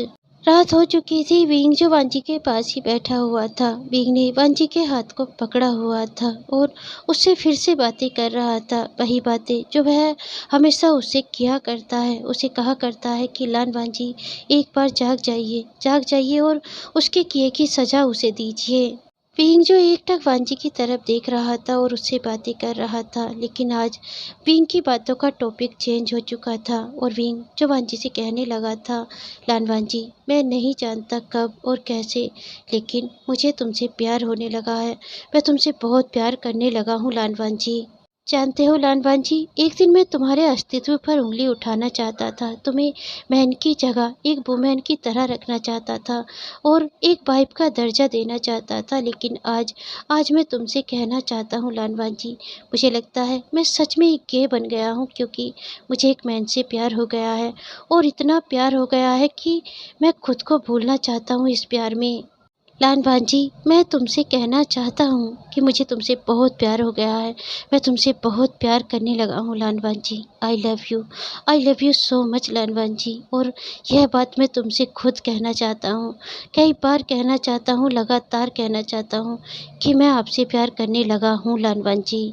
Ping जिसने यह कहते हुए अपने हाथ पर ही अपना सर रख लिया था, उस हाथ पर जिसमें अभी भी वांजी का हाथ था। तभी पिंग को महसूस हुआ जैसे वांजी की फिंगर हिल रही हैं, उसकी मुट्ठी भींच रही है। वह पिंग के हाथ को अपने हाथ में दबा रहा है। पिंग ने तेजी से वांजी की तरफ देखा जो धीरे धीरे कुल मिला रहा था। ऐसा लग रहा था जैसे वह किसी तरह के पेन में है। पिंग तेजी से उठा और पिंग ने वांजी को हिलाते हुए कहा, लंजा, लंजा तुम्हें क्या हो रहा है? क्या तुम्हें पेन हो रहा है? क्या सच में तुम्हें पेन हो रहा है? पिंग जो बार बार वांजी को हिला रहा था, लेकिन वांजी बहुत ज़्यादा पेन में नजर आने लगा था। विंग जो वांजी को पेन में देखकर बहुत हैप्पी हो चुका था और विंग ने डॉक्टर को फ़ोन मिलाया। डॉक्टर जो खुद यह बात सुनकर बहुत ज़्यादा हैप्पी हो चुकी थी। डॉक्टर ने कहा, जो हमने सोचा था वह हो चुका है। इसका मतलब अब लान वांजी ठीक हो सकते हैं। और डॉक्टर जो अपनी फ्रेंड के साथ वी मैंसन में पहुंच चुकी थी। जब तक वह वी मैंसन में आई थी तब तक वांजी का लेबर पेन बहुत ज़्यादा बढ़ चुका था। डॉक्टर जो वांजी के पास पहुंचकर वांजी के ऑपरेशन की तैयारी करने लगी थी, क्योंकि वांजी इस समय बहुत ज़्यादा पेन में था। लेकिन डॉक्टर के साथ आई हुई लेडी जो एकटक वांजी की तरफ देख रही थी, वह कुछ भी नहीं कर रही थी। तभी डॉक्टर ने कहा, क्या हुआ? तुम उसे ऐसे क्यों देख रही हो? क्या तुम उसे जानती हो? वो डॉक्टर ने कहा, चलो हमें पहले उसका ऑपरेशन करना चाहिए, उसके बाद ही कुछ बातें करेंगे। और वह डॉक्टर जो वांजी के ऑपरेशन में लग चुकी थी, पिंग जो वांजी के पास ही बैठा था, वह वांजी के पास से नहीं उठा था। और आखिर ऑपरेशन कामयाब हो चुका था। वांजी ने एक बेबी बॉय को बर्थ दिया था, लेकिन वांजी अभी भी नींद में था, क्योंकि डॉक्टर ने उसे नींद का इंजेक्शन दिया था। डॉक्टर जो उस बेबी को गोद में लिए हुए थी और विंग के पास आई और डॉक्टर ने कहा, यह बिल्कुल तुम दोनों की तरह नजर आ रहा है। इसे देखकर कोई भी कह सकता है कि यह सच में तुम दोनों का बेबी है। लेकिन विंग जो अभी सही से उस बेबी की तरफ नहीं देख रहा था, क्योंकि उसका पूरा ध्यान वांजी पर था। वह नहीं जानता कि वांजी होश में आने के बाद उसके साथ किस तरह का रिएक्ट करने वाला है। उस डॉक्टर के साथ हुई लेडीज ने विंग की तरफ देखा और कहा, तो तुमने उससे मैरिज की थी? विंग ने कहा, हाँ मैंने उससे मैरिज की थी। उस लेडीज ने कहा, उससे ज़बरदस्ती मैरिज की थी। विंग जो थोड़ा हैरान, थोड़ा परेशान उस लेडीज की तरफ देखने लगा था। तभी उस डॉक्टर ने कहा, मैंने तुम्हें सारी बात बताई तो थी, फिर तुम इस तरह के सवाल क्यों पूछ रही हो उससे? उस लेडीज ने विंग की तरफ देखा और कहा, तो तुम उससे दुश्मनी निकाल रहे थे? क्या तुमने दुश्मनी निकालने से पहले एक बार भी उसे बताया था कि तुम किस तरह की दुश्मनी उससे निकाल रहे हो? विंग ने कहा, नहीं मैंने उसे नहीं बताया। मैं माफ़ी चाहता हूँ, मैं उससे भी माफ़ी मांगना चाहता हूँ, तभी तो मैं उसके होश में आने का इंतज़ार कर रहा हूँ। उस डॉक्टर ने कहा, तुम किस तरह के सवाल पूछे जा रही हो? मैंने तुम्हें सारी बात बताई तो है। डॉक्टर ने कहा, हाँ तुमने मुझे सारी बात बताई है कि इसने केवल अपनी दुश्मनी निकालने के लिए इस मासूम के साथ मैरिज की थी और उसके साथ यह सब किया था, जबकि यह मासूम जानता भी नहीं था कि यह किस तरह की दुश्मनी उसके साथ निकाल रहा है। उस डॉक्टर ने कहा, लगता है तुम बहुत ज़्यादा इमोशनल हो रही हो यह सब सोचकर। इतना ज़्यादा इमोशनल होने की ज़रूरत नहीं है, अब सब कुछ ठीक हो चुका है।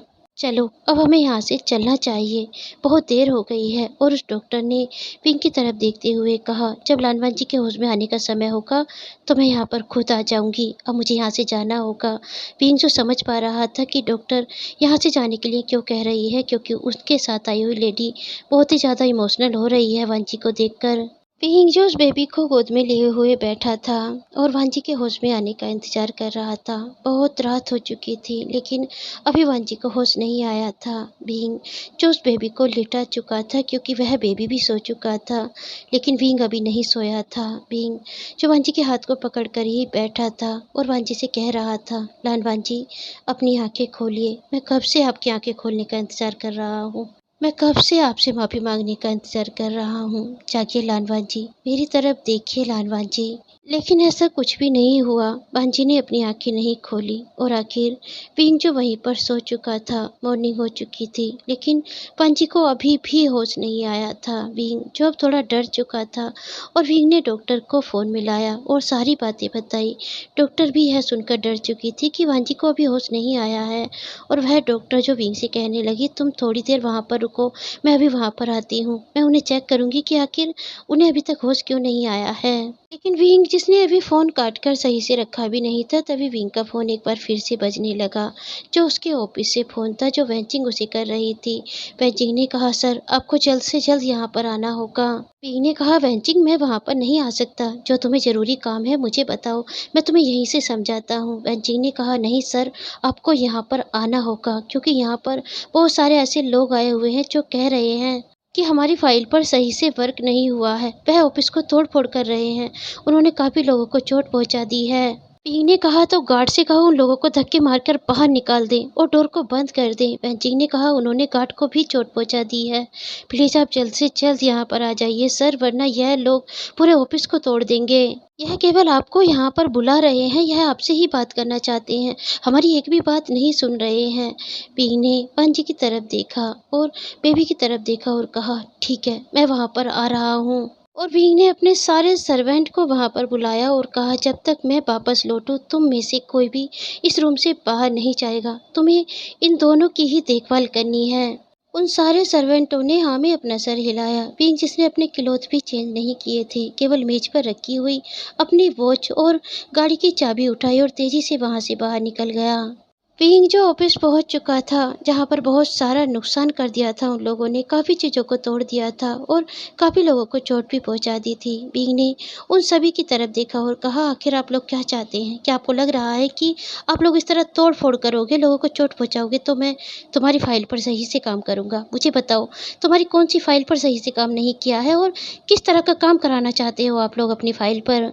तभी उनमें से एक मैन आगे आया और उस मैन ने कहा, हमारी कोई फाइल आपके पास नहीं है मिस्टर विभूषण। विंग ने कहा, अगर तुम्हारी फाइल मेरे पास नहीं है तो तुम फिर यह सब क्यों कर रहे हो? उस मैन ने कहा, क्योंकि हम चाहते हैं कि आप अपना यह ऑफिस बंद कर दीजिए, क्योंकि तुम्हारे कारण हमारे ऑफिस नहीं चल पा रहे हैं। तुम हर साल के टेंडर अपने पास ले लेते हो, जिन्हें तुम साल भर काम करते हो, और हमारे पास कोई भी टेंडर नहीं आता है। पी ने कहा, तो तुम हर साल के टेंडर लेना चाहते हो, चलो मैं तुम्हें हर साल के टेंडर देता हूँ। और कहते हुए पी ने सामने के डोर को बंद किया और पुलिस को फ़ोन किया। थोड़ी ही देर में पुलिस वहाँ पर आ चुकी थी। पी ने ऑफिसर से कहा, इन सबको अपने साथ ले जाइए, 2 दिन बाद बहुत बड़ी बिजनेस मीटिंग होने वाली है और उसमें सारे टेंडर इन लोगों को दिलाइए, क्योंकि इस बार में कोई भी बिजनेस मीटिंग अटेंड नहीं करने वाला। उन ऑफिसर ने उन सभी को पकड़ते हुए कहा, तो चलिए हम तुम्हें सारे टेंडर दिलाएंगे इस साल के, इस बार तुम सबसे बड़े बिजनेसमैन बन जाओगे, चलो इन्हें गाड़ी में बैठाओ। और कहते हुए ऑफिसर ने अपने सारे सिपाहियों की तरफ इशारा किया, वह सारे सिपाही जो उन्हें पकड़कर ले जा चुके थे। उस ऑफिसर ने विंग से हाथ मिलाते हुए कहा, सर आपको यहाँ कोई परेशान नहीं करेगा, अब आप आराम से काम कर सकते हैं। विंग ने सभी की तरफ देखते हुए कहा, यह देखो यहाँ पर किस तरह आराम से काम होगा, कितने लोगों को चोट पहुँचा दी है इन लोगों ने, क्या आप लोग इन लोगों का ध्यान नहीं रखते हैं? यह लोग किस तरह की हरकत कर रहे हैं? ऑफिसर ने कहा, हमें माफ़ कर दीजिए सर, यह सब वह लोग हैं जो 2 दिन बाद होने वाली बिजनेस मीटिंग में सभी बड़े बिजनेसमैन को जाने से रोक रहे हैं, ताकि वहां पर वह लोग ना पहुंच पाए और टेंडर इन लोगों को मिल जाए जो अभी अभी बिजनेस में आगे बढ़ रहे हैं। पीग ने कहा, इससे कोई फर्क नहीं पड़ता है कि कोई पहली बार या फिर दूसरी बार वहां पर जा रहा है, हमेशा अपनी मेहनत से आगे बढ़ना चाहिए। हम भी वहां पर पहली बार गए थे, दूसरी बार गए थे और एक दिन कामयाबी हमें जरूर मिली। हमेशा किसी को पीछे गिराकर आगे नहीं बढ़ना चाहिए। ऑफिसर ने कहा, सर हर कोई इस बात को नहीं समझता है, अगर हर कोई इस बात को समझेगा तो फिर दुनिया में लड़ाई ही किस बात की रहेगी। पीग ने कहा, तुम सही कह रहे हो ऑफिसर। ऑफिसर ने कहा, थैंक यू सर, अब मुझे भी यहाँ से जाना होगा। पीग ने कहा, ठीक है। वह ऑफिसर जो वहाँ से जा चुका था, पीग ने सभी की तरफ देखा और कहा, मुझे लग रहा है अभी इस ऑफिस को बंद ही रहने देना चाहिए। तभी सभी वर्कर्स ने कहा, नहीं सर, हम इस सबको संभाल सकते हैं, हम इस सबको समेट सकते हैं, हम इस ऑफिस को फिर से ठीक कर सकते हैं। पीग ने कहा, अगर आप कर सकते हो तो कर सकते हो, मैं आप लोगों को नहीं रोकूंगा, लेकिन पहले जिन लोगों को चोट लगी हुई है उन्हें हॉस्पिटल लेकर जाओ और उनका ट्रीटमेंट कराओ। सभी जो हमें अपना सर हिलाने लगे थे और उन सबको उठाने लगे थे जिनको बहुत सारी चोटें लगी हुई थी। पींग ने वेंचिंग की तरफ देखा और कहा, वेंचिंग मुझे अभी जाना होगा और आज के लिए आप सबकी छुट्टी है, आप सब घर जाइए और आराम कीजिए। और विंग ने उन लोगों की तरफ देखा जिन्हें चोट लगी हुई थी और उनसे कहा, आप लोग जब तक ठीक नहीं होते तब तक ऑफिस आने की ज़रूरत नहीं है, आप लोगों की कोई सैलरी नहीं काटी जाएगी। वेंचिंग ने कहा, सर वांजिक कैसा है? पिंग जो वेंचिंग की तरफ देखने लगा था, वह उसे क्या बताए, वह कैसा है? बीइंग ने कहा, वह अब काफ़ी हद तक ठीक है, हो सकता है कि वह जल्द ऑफिस आना शुरू कर दे।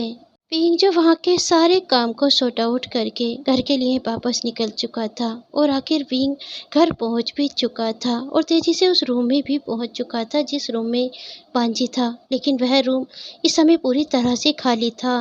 बीइंग जो बुरी तरह से घबरा चुका था, बीइंग ने सभी सर्वेंट को आवाज़ लगाते हुए कहा, लान वांजी कहाँ पर है? मुझे बताओ वह कहाँ पर है? सभी सर्वेंट जो अपना सर नीचे की तरफ झुका चुके थे, कोई कुछ भी नहीं कह रहा था। बीइंग ने कहा, मुझे बताओ लान वांजी कहाँ पर है? और बेबी, बेबी कहाँ पर है? तभी एक सर्वेंट ने एक पर्चा आगे की तरफ बढ़ाते हुए कहा, यह लीजिए सर, इसे पढ़ लीजिए, आपको पता चल जाएगा कि लानवांजी कहाँ पर है। बीइंग जो उस पर्चे को हाथ में लेकर सभी सर्वेंट की तरफ देख रहा था जिन्होंने अभी भी अपना सर ऊपर की तरफ नहीं उठाया था। बीइंग जो उस पर्चे पर लिखी हुई बातें पढ़ने लगा था जिसमें लिखा हुआ था, सर मैं लानवांजी, मैं जान चुका हूँ आपने जो कुछ भी मेरे साथ किया था वह सब गलतफहमी के चलते हुए किया था। आप गलतफहमी का शिकार हो गए थे और जिसके चलते आप मेरे साथ वह सब कर बैठे थे। सर आप चाहते हैं ना कि मैं आपको माफ़ कर दूं या फिर आपके किए की सज़ा आपको दूं? मैं आपको माफ़ नहीं कर सकता सर। जो आपने मेरे साथ किया मैं उसे कभी नहीं भूल सकता। मैं आपसे बार-बार पूछता रहा सर कि मेरी क्या गलती है? मैंने क्या गलती की है जो आप मेरे साथ यह सब कर रहे हैं? लेकिन आपने एक बार भी मुझे नहीं बताया कि मेरी क्या गलती थी। आपको मुझे बताना चाहिए था सर कि आप किस तरह का बदला मुझसे ले रहे हैं। मैं जानता हूँ कि आपके साथ गलत हुआ है, बहुत ज़्यादा गलत हुआ है, लेकिन आपने जो मेरे साथ किया है वह बदला लेने का तरीका नहीं होता है सर। बदला लेने से पहले सामने वाले को भी पता होना चाहिए कि उससे किस बात का बदला लिया जा रहा है, ताकि उसे अपनी गलती पर पछताने या फिर शर्मिंदा होने का मौका दिया जाए। लेकिन सर आपने तो मुझे किसी भी तरह का मौका नहीं दिया, बस उससे हर बात का बदला लेने लगे। बीइंग जिसकी आंखों में आंसू आ रहे थे उस लेटर को पढ़ते हुए, लेकिन बीइंग अभी उस लेटर को पूरी तरह से पढ़ रहा था जिसमें आगे लिखा हुआ था, सर जो आपने मेरे साथ किया है मैं उसका बदला आपसे नहीं लेना चाहता, लेकिन अब मैं आपके साथ भी नहीं रह सकता। अगर मैं आपके साथ रहूँगा तो मुझे रह रहकर वह सारी चीज़ें सताएंगी जो आपने मेरे साथ किया था। और मैं यहाँ से जा रहा हूँ सर। आपको उस बेबी की भी कोई ज़रूरत नहीं थी क्योंकि आप तो उस बेबी को केवल इसलिए इस दुनिया में लाना चाहते थे क्योंकि आप मुझे परेशान करना चाहते थे, मुझे एक लेडीज़ बनाना चाहते थे। इसीलिए मैं उस बेबी को भी अपने साथ ले जा रहा हूँ। हो सके तो मुझे माफ़ कर देना सर और पूरी तरह से भूल जाना कि कभी कोई लानवाजी आपकी लाइफ में आया था। अपनी लाइफ को हैप्पी होकर बिताना, कभी भी यह मत सोचना कि आपने किसी लानवाजी के साथ गलत किया था। बीइंग जो बुरी तरह से रोने लगा था, फ्लोर पर बैठकर चिल्लाने लगा था और कहने लगा था, नहीं लानवाजी तुम ऐसा नहीं कर सकते, मैं तुमसे बहुत प्यार करता हूँ, मेरे आने का इंतज़ार करते लानवाजी, मैं तुमसे कहना चाहता था कि मैं तुमसे बहुत प्यार करता हूँ। बीइंग जिसने अभी उस लेटर की लास्ट लाइन नहीं पढ़ी थी और बीइंग बुरी तरह से रो रहा था, फ्लोर पर लेट चुका था और उसके हाथ में अभी भी वह पर्चा था। तभी बीइंग की नज़र उस लेटर के लास्ट लाइन पर पड़ी जो लिखा हुआ था, मैं जा रहा हूँ सर, सही 2 बजे की मेरी फ़्लाइट है और जिससे मैं हमेशा के लिए अपने अंकल के पास जा रहा हूँ। थैंक यू सर मेरे साथ इतना समय बिताने के लिए। बीइंग जो अब खड़ा हो चुका था, बीइंग ने तेज़ी से वॉच की तरफ देखा तो 2 बजने में अभी पूरा आधा घंटा था और बीइंग तेज़ी से वी मैंसन से निकला और गाड़ी में बैठकर सीधा एयरपोर्ट की तरफ निकला। बीइंग जो बार-बार वॉच की तरफ देख रहा था और गाड़ी चला रहा था, वह एक सांस में गाड़ी दौड़ा रहा था जैसे उसे उड़कर एयरपोर्ट पर पहुंचना हो। बीइंग जिस तरह गाड़ी चला रहा था उसके वर्कर्स ने भी उसे देखा जो उसे देखकर बुरी तरह से डर चुके थे और आपस में सोच रहे थे सर को क्या हुआ है। अभी तो वह पूरी तरह से ठीक थे और आधे से ज़्यादा वर्कर्स जो विंग के पीछे हो चुके थे यह जानने के लिए कि आखिर सर को क्या हुआ है। बीइंग जो थोड़ा सा भी ट्रैफिक आते के साथ हॉर्न को तेज तेज बजाने लगता जैसे वह सारे ट्रैफिक को हटाना चाहता है और अकेला उस ट्रैफिक को पार करके जाना चाहता है। बीइंग जो वॉच की तरफ देख रहा था और भी ज़्यादा इरिटेट होता जा रहा था क्योंकि उसकी वॉच उसकी गाड़ी से भी तेज चल रही थी। मुश्किल से 10 मिनट बची थी और विंग अभी एयरपोर्ट से दूर था। विंग जो इरिटेट हो रहा था और कह रहा था जल्दी से आगे से हटो, मुझे एयरपोर्ट पर पहुंचना है। और मुश्किल से केवल 5 मिनट का समय बचा था जब विंग उस एयरपोर्ट पर पहुंचा। विंग तेजी से कार से बाहर निकला और एयरपोर्ट की तरफ दौड़ा। बीइंग जो सीधा उस जगह पर पहुंचा जहां पर 2 बजे वाली फ्लाइट से जाने वाले पैसेंजर फ्लाइट की तरफ जा रहे थे। पीक ने रिसेप्शन पर खड़ी हुई एक लेडी से पूछा, मैडम क्या आप मुझे बता सकती हैं जो लोग अभी अभी फ्लाइट में बैठने के लिए गए हैं, क्या उनमें कोई लालवांजी नाम के भी पैसेंजर थे? उस लेडीज ने लिस्ट को चेक किया और कुछ कहने ही वाली थी, तभी विंग ने सामने की तरफ देखा जहां पर वांजी था, जो उस चेकिंग पर खड़ा हुआ था, जिस चेकिंग के बाद वह फ्लाइट में जाकर बैठने वाले थे। विंग तेजी से दौड़ा और वांजी के पास पहुंचा और वांजी को आवाज दी। वांजी, जिसकी तबीयत बिल्कुल भी ठीक नजर नहीं आ रही थी, वांजी ने मुड़कर विंग की तरफ देखा। विंग, जिसकी आंखें पूरी तरह से गीली थी, विंग ने कहा, लानवांजी, क्या आप मुझे बातें करने का मौका भी नहीं देंगे? मैं जानता हूँ लानवांजी, मैंने आपके साथ बहुत गलत किया है, लेकिन क्या मुझे केवल बातें करने का मौका भी नहीं मिल सकता? मैं आपसे सामने खड़ा होकर माफ़ी मांगना चाहता हूँ, जो मैंने आपके साथ किया है उन सब चीज़ों के लिए। पिंग, जो यह भूल चुका था कि वहाँ पर वह अकेला नहीं है। एयरपोर्ट पर काफ़ी लोग हैं जिनका ध्यान उन दोनों पर आ चुका है। वांजी, जो एक जगह पर रुक चुका था और एकटक विंग की तरफ देख रहा था, जिसकी आंखों में आंसू थे। वांजी, जिसकी गोद में बेबी नहीं था, लेकिन विंग ने बेबी के बारे में उससे नहीं पूछा। विंग ने कहा, लानवांजी, मैं जानता हूँ मैंने आपके साथ बहुत गलत किया है। मैंने ज़बरदस्ती आपके साथ मैरिज की थी। मैं आपके साथ दुश्मनी निकालना चाहता था, इसीलिए आपसे मैरिज की थी। लेकिन अब मैं उस दुश्मनी को भूल चुका हूँ और मैं आपसे कुछ और कहना चाहता हूँ। क्या आप थोड़ी देर रुककर मेरी बात सुनेंगे? उसके बाद जो आपका डिसीज़न होगा मुझे वह मंजूर होगा।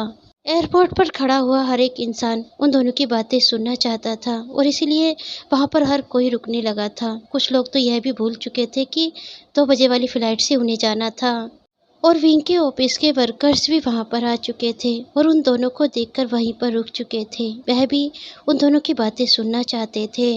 विंग ने कहा, लानबांजी, भले ही यह मैरिज ज़बरदस्ती हुई थी, भले ही इस मैरिज में आपकी कोई मर्जी नहीं थी, भले ही मैंने आपके साथ बहुत गलत किया था, लेकिन आज मैं सबके सामने आपसे माफ़ी मांगना चाहता हूँ। मुझे माफ़ कर दीजिए लानबांजी, और हो सके तो मेरी गलती की सज़ा मुझे दीजिए, और अगर मुझे सज़ा नहीं देना चाहते तो प्लीज़ मुझे छोड़कर मत जाइए लानबांजी।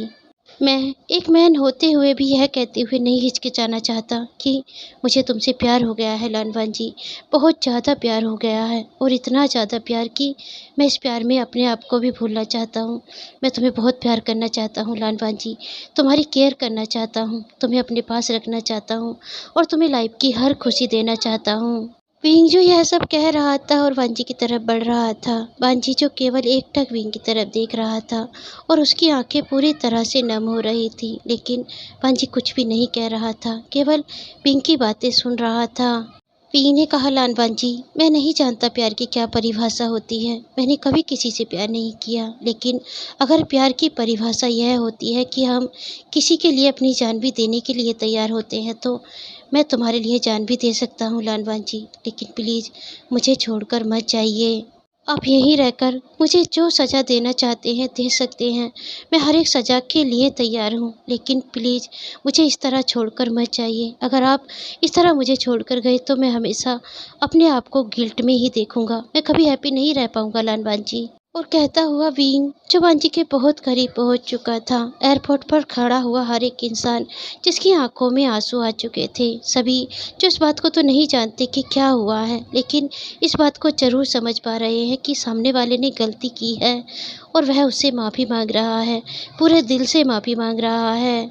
वहाँ खड़ा हर एक इंसान जो वांजी से कहने लगा था, प्लीज़ लानवांजी, उसे माफ़ कर दीजिए। इतना प्यार करने वाला इंसान किसी को ऐसे ही नहीं मिलता है। यह तो बहुत किस्मत की बात होती है कि कोई आपको इतना प्यार करे, और अगर आपको मिल रहा है तो आपको उसे अपना लेना चाहिए। हर कोई जो केवल उन दोनों को मिलाने की बात कर रहा था, किसी के भी मन में यह बात नहीं थी कि वह दोनों ही मैन हैं। केवल उन दोनों के बीच की बॉन्डिंग देख रहा था हर कोई, और हर कोई वांजी से कह रहा था, प्लीज़ लानवांजी, हाँ कर दीजिए, वह आपसे बहुत प्यार करता है, उसे इस तरह जाने मत दीजिए लानवांजी।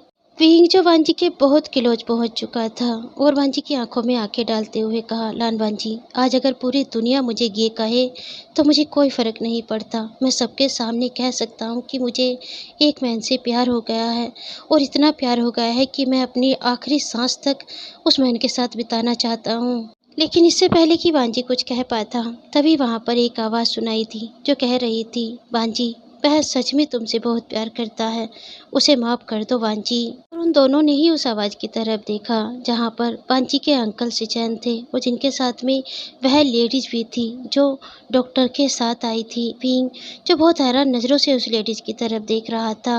सिचैन और वह लेडीज़ आगे बढ़ी और उस लेडीज़ ने कहा, हाँ वांजी, उसे माफ़ कर दो, वह सच में तुमसे बहुत प्यार करता है। उसने जो गलती की है वह इतनी आसानी से भुलाने के काबिल नहीं है, लेकिन उसे माफ़ कर दो वांजी। उसने कहा है यह सब उसने गलतफहमी का शिकार बनकर किया था। पांजी जिसकी आंखों से लगातार आंसू बह रहे थे, विंग ने उस लेडीज़ की तरफ देखा और कहा, आप? तभी उस लेडीज़ ने कहा, हाँ, मैं उसकी आंटी हूँ। तभी वहाँ पर वह डॉक्टर आई और डॉक्टर ने कहा, विंग, वह उसके अंकल लैंस सिचैन की वाइफ है। मैं बस उन्हें अपनी फ्रेंड के रूप में ही जानती थी। मैं नहीं जानती थी कि लैंस सिचैन वांजी के अंकल हैं। विंग ने एक बार फिर से वांजी की तरफ देखा और कहा, लान वांजी, कुछ तो जवाब दो, कुछ तो बोलो। मैं कब से आपके बोलने का इंतज़ार कर रहा हूँ। सभी जो अब वांजी से कहने लगे थे, लान वांजी, कहिए कि आप भी उससे प्यार करते हैं। हर कोई कह रहा था कि लान वांजी, केवल उसे आई लव यू बोलना, उसके सिवा कुछ भी मत कहना, वह आपसे बहुत प्यार करता है। इस प्यार को खोने मत देना लान वांजी। वांजी जो सभी की तरफ देखने लगा था और विंग भी सभी की तरफ देख रहा था। वह एयरपोर्ट जो पूरी तरह से भरा हुआ था, वहाँ पर केवल एयरपोर्ट पर जाने वाले पैसेंजर ही नहीं थे, वहाँ पर सब पुलिस गार्ड भी थे। वहाँ पर काफ़ी ऐसे लोग नज़र आ रहे थे जो बहुत जाने माने चेहरे थे, लेकिन हर कोई केवल एक ही बात कह रहा था, लानवान जी, उसे मना मत करना, उसे केवल हाँ करना। पांजी जिसकी आंखों में आंसू पूरी तरह से झिलमिला रहे थे, पांजी ने सामने की तरफ देखा जहां पर उसके ऑफिस के लोग भी खड़े हुए थे, जिनमें बेंचिंग भी खड़ी हुई थी और बेंचिंग भी हाँ में अपना सर हिला रही थी और कह रही थी, हाँ वांजी, हाँ कर दो। और वांजी ने विंग की तरफ देखा और कहा, एक शर्त पर ही मैं आपसे कह सकता हूँ कि मुझे भी आपसे प्यार हो गया है। विंग ने कहा, कैसी शर्त लान वांजी? मैं आपकी सारी शर्त मानने को तैयार हूँ, बस आप एक बार मुझसे कहिए कि आप किस तरह की शर्त मुझसे मनवाना चाहते हैं। वांजी ने कहा, एक बार फिर से मुझे लंजा कहिए, जो आपने उस रोज़ मुझसे कहा था जब अचानक मेरी तबीयत बिगड़ गई थी। बीइंग जो सोचने लगा था, हाँ, उसने जल्दी-जल्दी में उसे लंजा कहा था। क्या वह मेरी आवाज़ सुन पा रहा था? क्या उस समय भी उसने मेरी सारी बातें सुनी थी? पांजी ने कहा, कहिए ना, मुझे एक बार लंजा कहिए, मैं फिर आपसे कहूँगा कि मैं आपसे क्या कहना चाहता हूँ। विंग मुस्कुराया और विंग ने कहा, लंजा, मुझे बताओ, क्या तुम भी मुझसे प्यार करते हो? पांजी ने कहा, हाँ, मैं भी आपसे प्यार करता हूँ। मैं तो आपसे बहुत समय पहले से ही प्यार करने लगा था। बस मैं यह नहीं समझ पा रहा था कि आप किस तरह की दुश्मनी मुझसे निकाल रहे हैं, और इसीलिए मैं कभी नहीं कह पाया कि मुझे आपसे प्यार होने लगा है। बीइंग तेजी से आगे बढ़ा और वांजी को अपने गले से लगाते हुए कहा, लंजा, मैं भी तुमसे प्यार करने लगा हूँ। मैं तुम्हें पहले से प्यार नहीं करता था, लेकिन अब मैं तुमसे बहुत प्यार करता हूँ लंजा। आई लव यू लंजा, I love you so much. वांजी ने भी विंग की बाहों में सिमटते हुए कहा, मैं भी आपसे बहुत प्यार करता हूँ सर। वहाँ खड़ा हर एक इंसान जो तालियां बजाने लगा था, अपनी आंखों के आंसू साफ करने लगा था। शायद इसे ही ट्रू लव कहते हैं। सच्चा प्यार चाहे कितनी भी नफरत के बीच में हो, लेकिन वह एक रोज नफरत को दूर कर कर दोनों के दिल में अपनी जगह बना ही लेता है। जिस तरह आज इस नफरत ने विंग और वांजी को पूरी तरह से एक दूसरे का बना दिया है और उन दोनों के बीच में वह प्यार जगा दिया है जो शायद उन्हें कभी भी एक दूसरे से अलग नहीं करेगा। विंग जिसने वांजी को बहुत टाइटली अपनी बाहों में कसे हुए था, तभी विंग को महसूस हुआ कि वांजी की पकड़ ढीली पड़ने लगी है और विंग ने तेजी से वांजी की तरफ देखा जो बेहोश हो चुका था। शायद उसकी तबीयत अभी ठीक नहीं थी, इसीलिए वह बेहोश हो गया था। विंग ने वांजी को अपनी गोद में उठाया। डॉक्टर ने कहा, उसे जल्दी से लेकर चलो, उसे अभी ट्रीटमेंट की ज़रूरत है, अभी वह पूरी तरह से ठीक नहीं है। विंग जो वांजी को लेकर तेजी से एयरपोर्ट से बाहर की तरफ निकला। सभी जो डर चुके थे और कहने लगे थे, उसे क्या हुआ है, वह अचानक बेहोश क्यों हो गया है। तभी डॉक्टर वहां पर रुकी और डॉक्टर ने सभी को रोकते हुए कहा, आप शांत हो जाइए, उसे कुछ भी नहीं हुआ है, वह काफ़ी दिनों से बीमार चल रहा था, इसीलिए वह बेहोश हो गया है, वह पूरी तरह से ठीक है। और विंग जो वांजी को लेकर घर पहुंच चुका था। डॉक्टर जो उसे चेक करने लगी थी और डॉक्टर ने कहा, वह इसलिए बेहोश हो गया है क्योंकि अभी उसे बेबी को बर्थ दिए हुए समय ही कितना हुआ है और हम उसे इतनी दूर ले गए थे, इसीलिए वह अभी अपने आप को संभाल नहीं पाया है। विंग ने कहा, तो आप लोग उसे यहाँ से लेकर गए थे? सिचैन ने कहा, हाँ, हम उसे यहाँ से लेकर गए थे, पर वह यहाँ से नहीं जाना चाहता था। उसने कहा था कि वह यहीं रहकर तुमसे बात करेगा, लेकिन हम चाहते थे कि यह प्यार दुनिया के सामने आए, लोगों की नज़रों में आए कि दो मैन आपस में प्यार भी कर सकते हैं और मैरिज भी कर सकते हैं।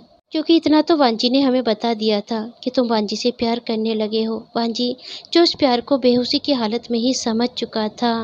विंग जो वांजी के फोरहेड को टच कर रहा था और कह रहा था, लंजा, तुम सच में दिल के बहुत अच्छे इंसान हो और मैं बहुत ज़्यादा लकी हूँ कि तुम मेरी लाइफ का हिस्सा बने हो।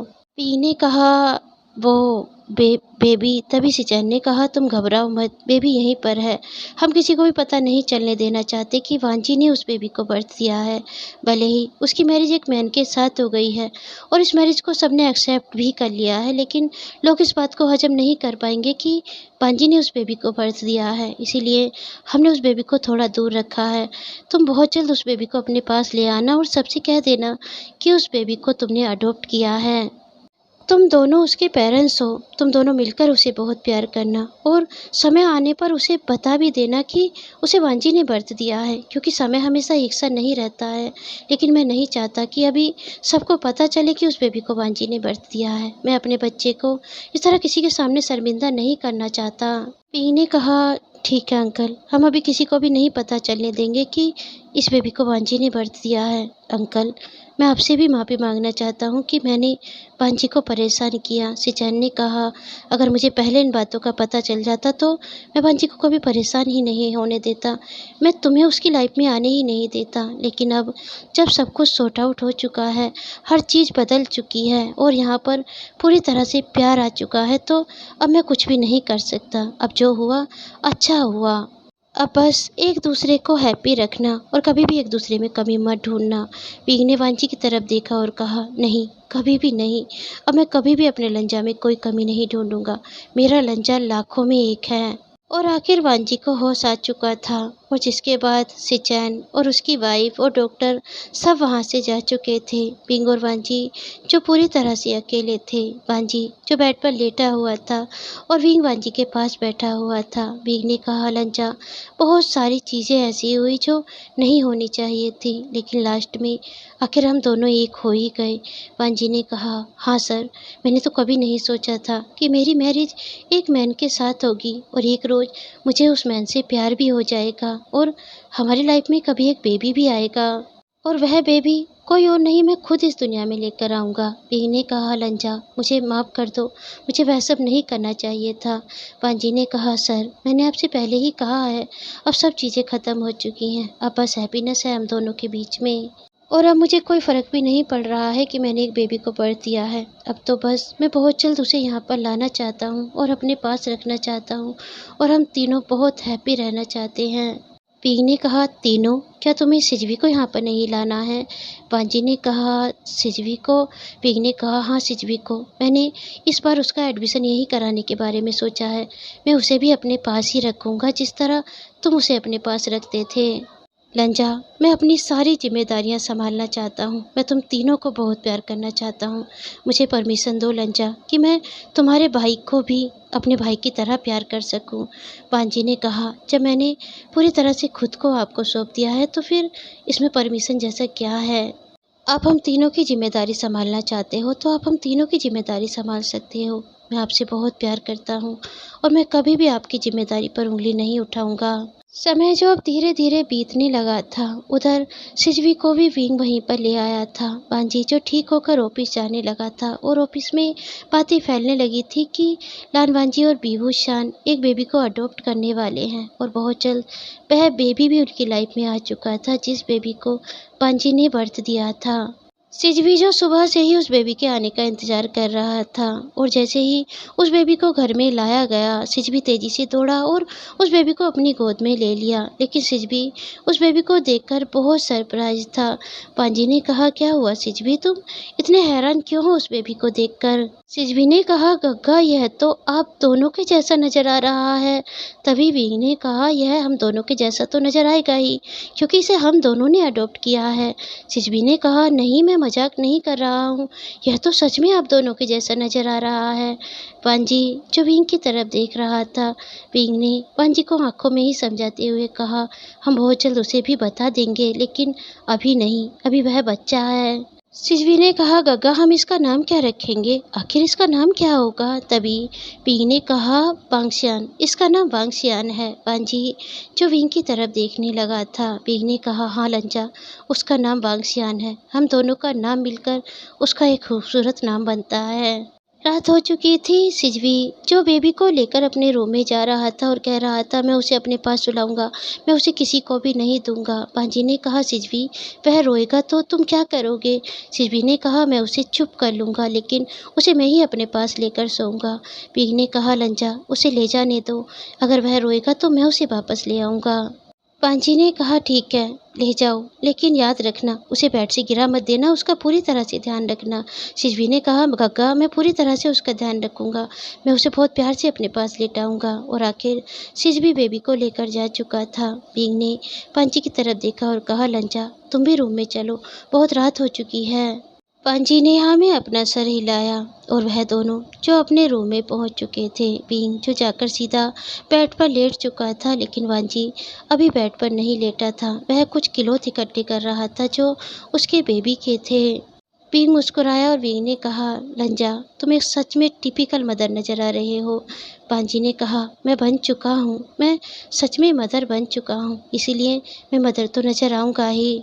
विंग उठा और विंग वांजी के पास आया, उसके हाथ के सामान को अलग रखते हुए, उसे पकड़कर खड़ा करते हुए, उसके फेस को अपने हाथ में लेते हुए कहा, लंजा मैंने जो कुछ भी तुम्हारे साथ किया बिना सोचे समझे किया, लेकिन तुमने मेरी हर एक गलती को इतने बड़े प्यार में बदल दिया है जिसे मैं चाहकर भी नहीं भूल सकता। वांजी ने कहा, अब आप गलती कहो या फिर प्यार कहो, लेकिन वह बेबी हमारी लाइफ में आ चुका है और अब हम उसे बहुत प्यार करते हैं और मैं आपसे भी बहुत प्यार करता हूँ। आप हमेशा हर बात को गलती पर मत लेकर जाया करो, जो गलती हो चुकी है अब हम उसे वापस नहीं कर सकते, लेकिन आप अपने दिल में हमेशा गिल्ट मत रखा करो, हर बात को अपनी गलती पर याद मत किया करो, बस केवल यह याद किया करो कि हमारी लाइफ में बहुत सारा प्यार है, हमारा खुद का एक बेबी है, हम दोनों कपल हैं और हमें इस बात पर नाज करना चाहिए कि हमारा खुद का एक बेबी हमारे पास है, एक मैन होते हुए भी हम अपने बेबी के साथ हैं।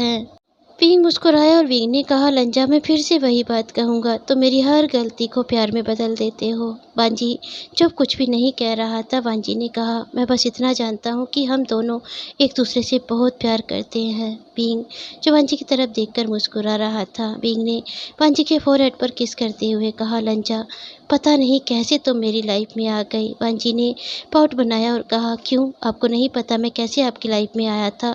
आपने तो एक दिन के अंदर ही पूरी कंपनी को हैंड ओवर कर लिया था मुझे अपना बनाने के लिए, और तब तो ज़बरदस्ती मुझे छुआ करते थे, मैं नहीं चाहता था तब भी छुआ करते थे, लेकिन जब से मुझसे प्यार करने लगे हैं, क्या आपने एक दिन भी मुझे छुआ है?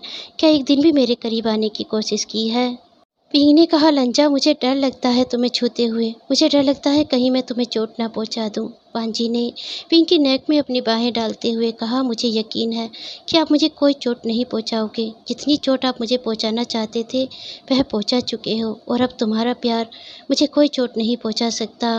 पिंग जो बहुत प्यार से वांजी की आंखों में देख रहा था, पिंग ने वांजी को गोद में उठाया और बेड की तरफ ले जाते हुए कहा, लंजा तो क्या मैं सच में तुम्हें छू सकता हूँ?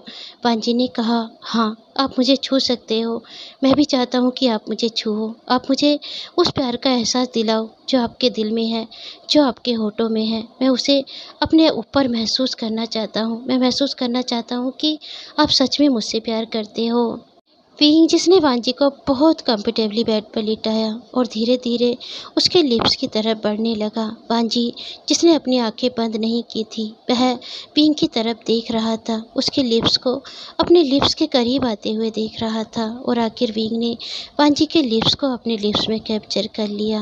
वांजी ने अब अपनी आंखें बंद कर ली क्योंकि वह विंग के प्यार को महसूस करना चाहता था और विंग जो वांजी के लिप्स पर बहुत ही प्यार से किस कर रहा था, उसे उस प्यार का एहसास दिला रहा था जो प्यार वांजी ने उसके दिल में जगाया है।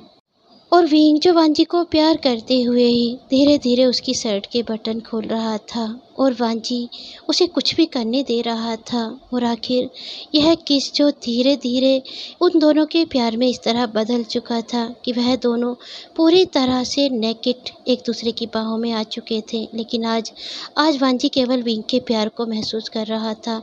उसमें कोई दर्द नहीं था, कोई नफरत नहीं थी, कोई बदला नहीं था, केवल प्यार था, एक दूसरे का प्यार। और वह प्यार जो इस हद तक आगे बढ़ चुका था कि विंग वांजी के साथ इंटीमेट होने लगा था। लेकिन वहाँ पर प्यार इतना ज़्यादा था कि किसी भी तरह का पेन वहाँ पर नहीं था। और वह रूम जो केवल उन दोनों के प्यार और प्यार भरी आवाज़ों से गूंज रहा था।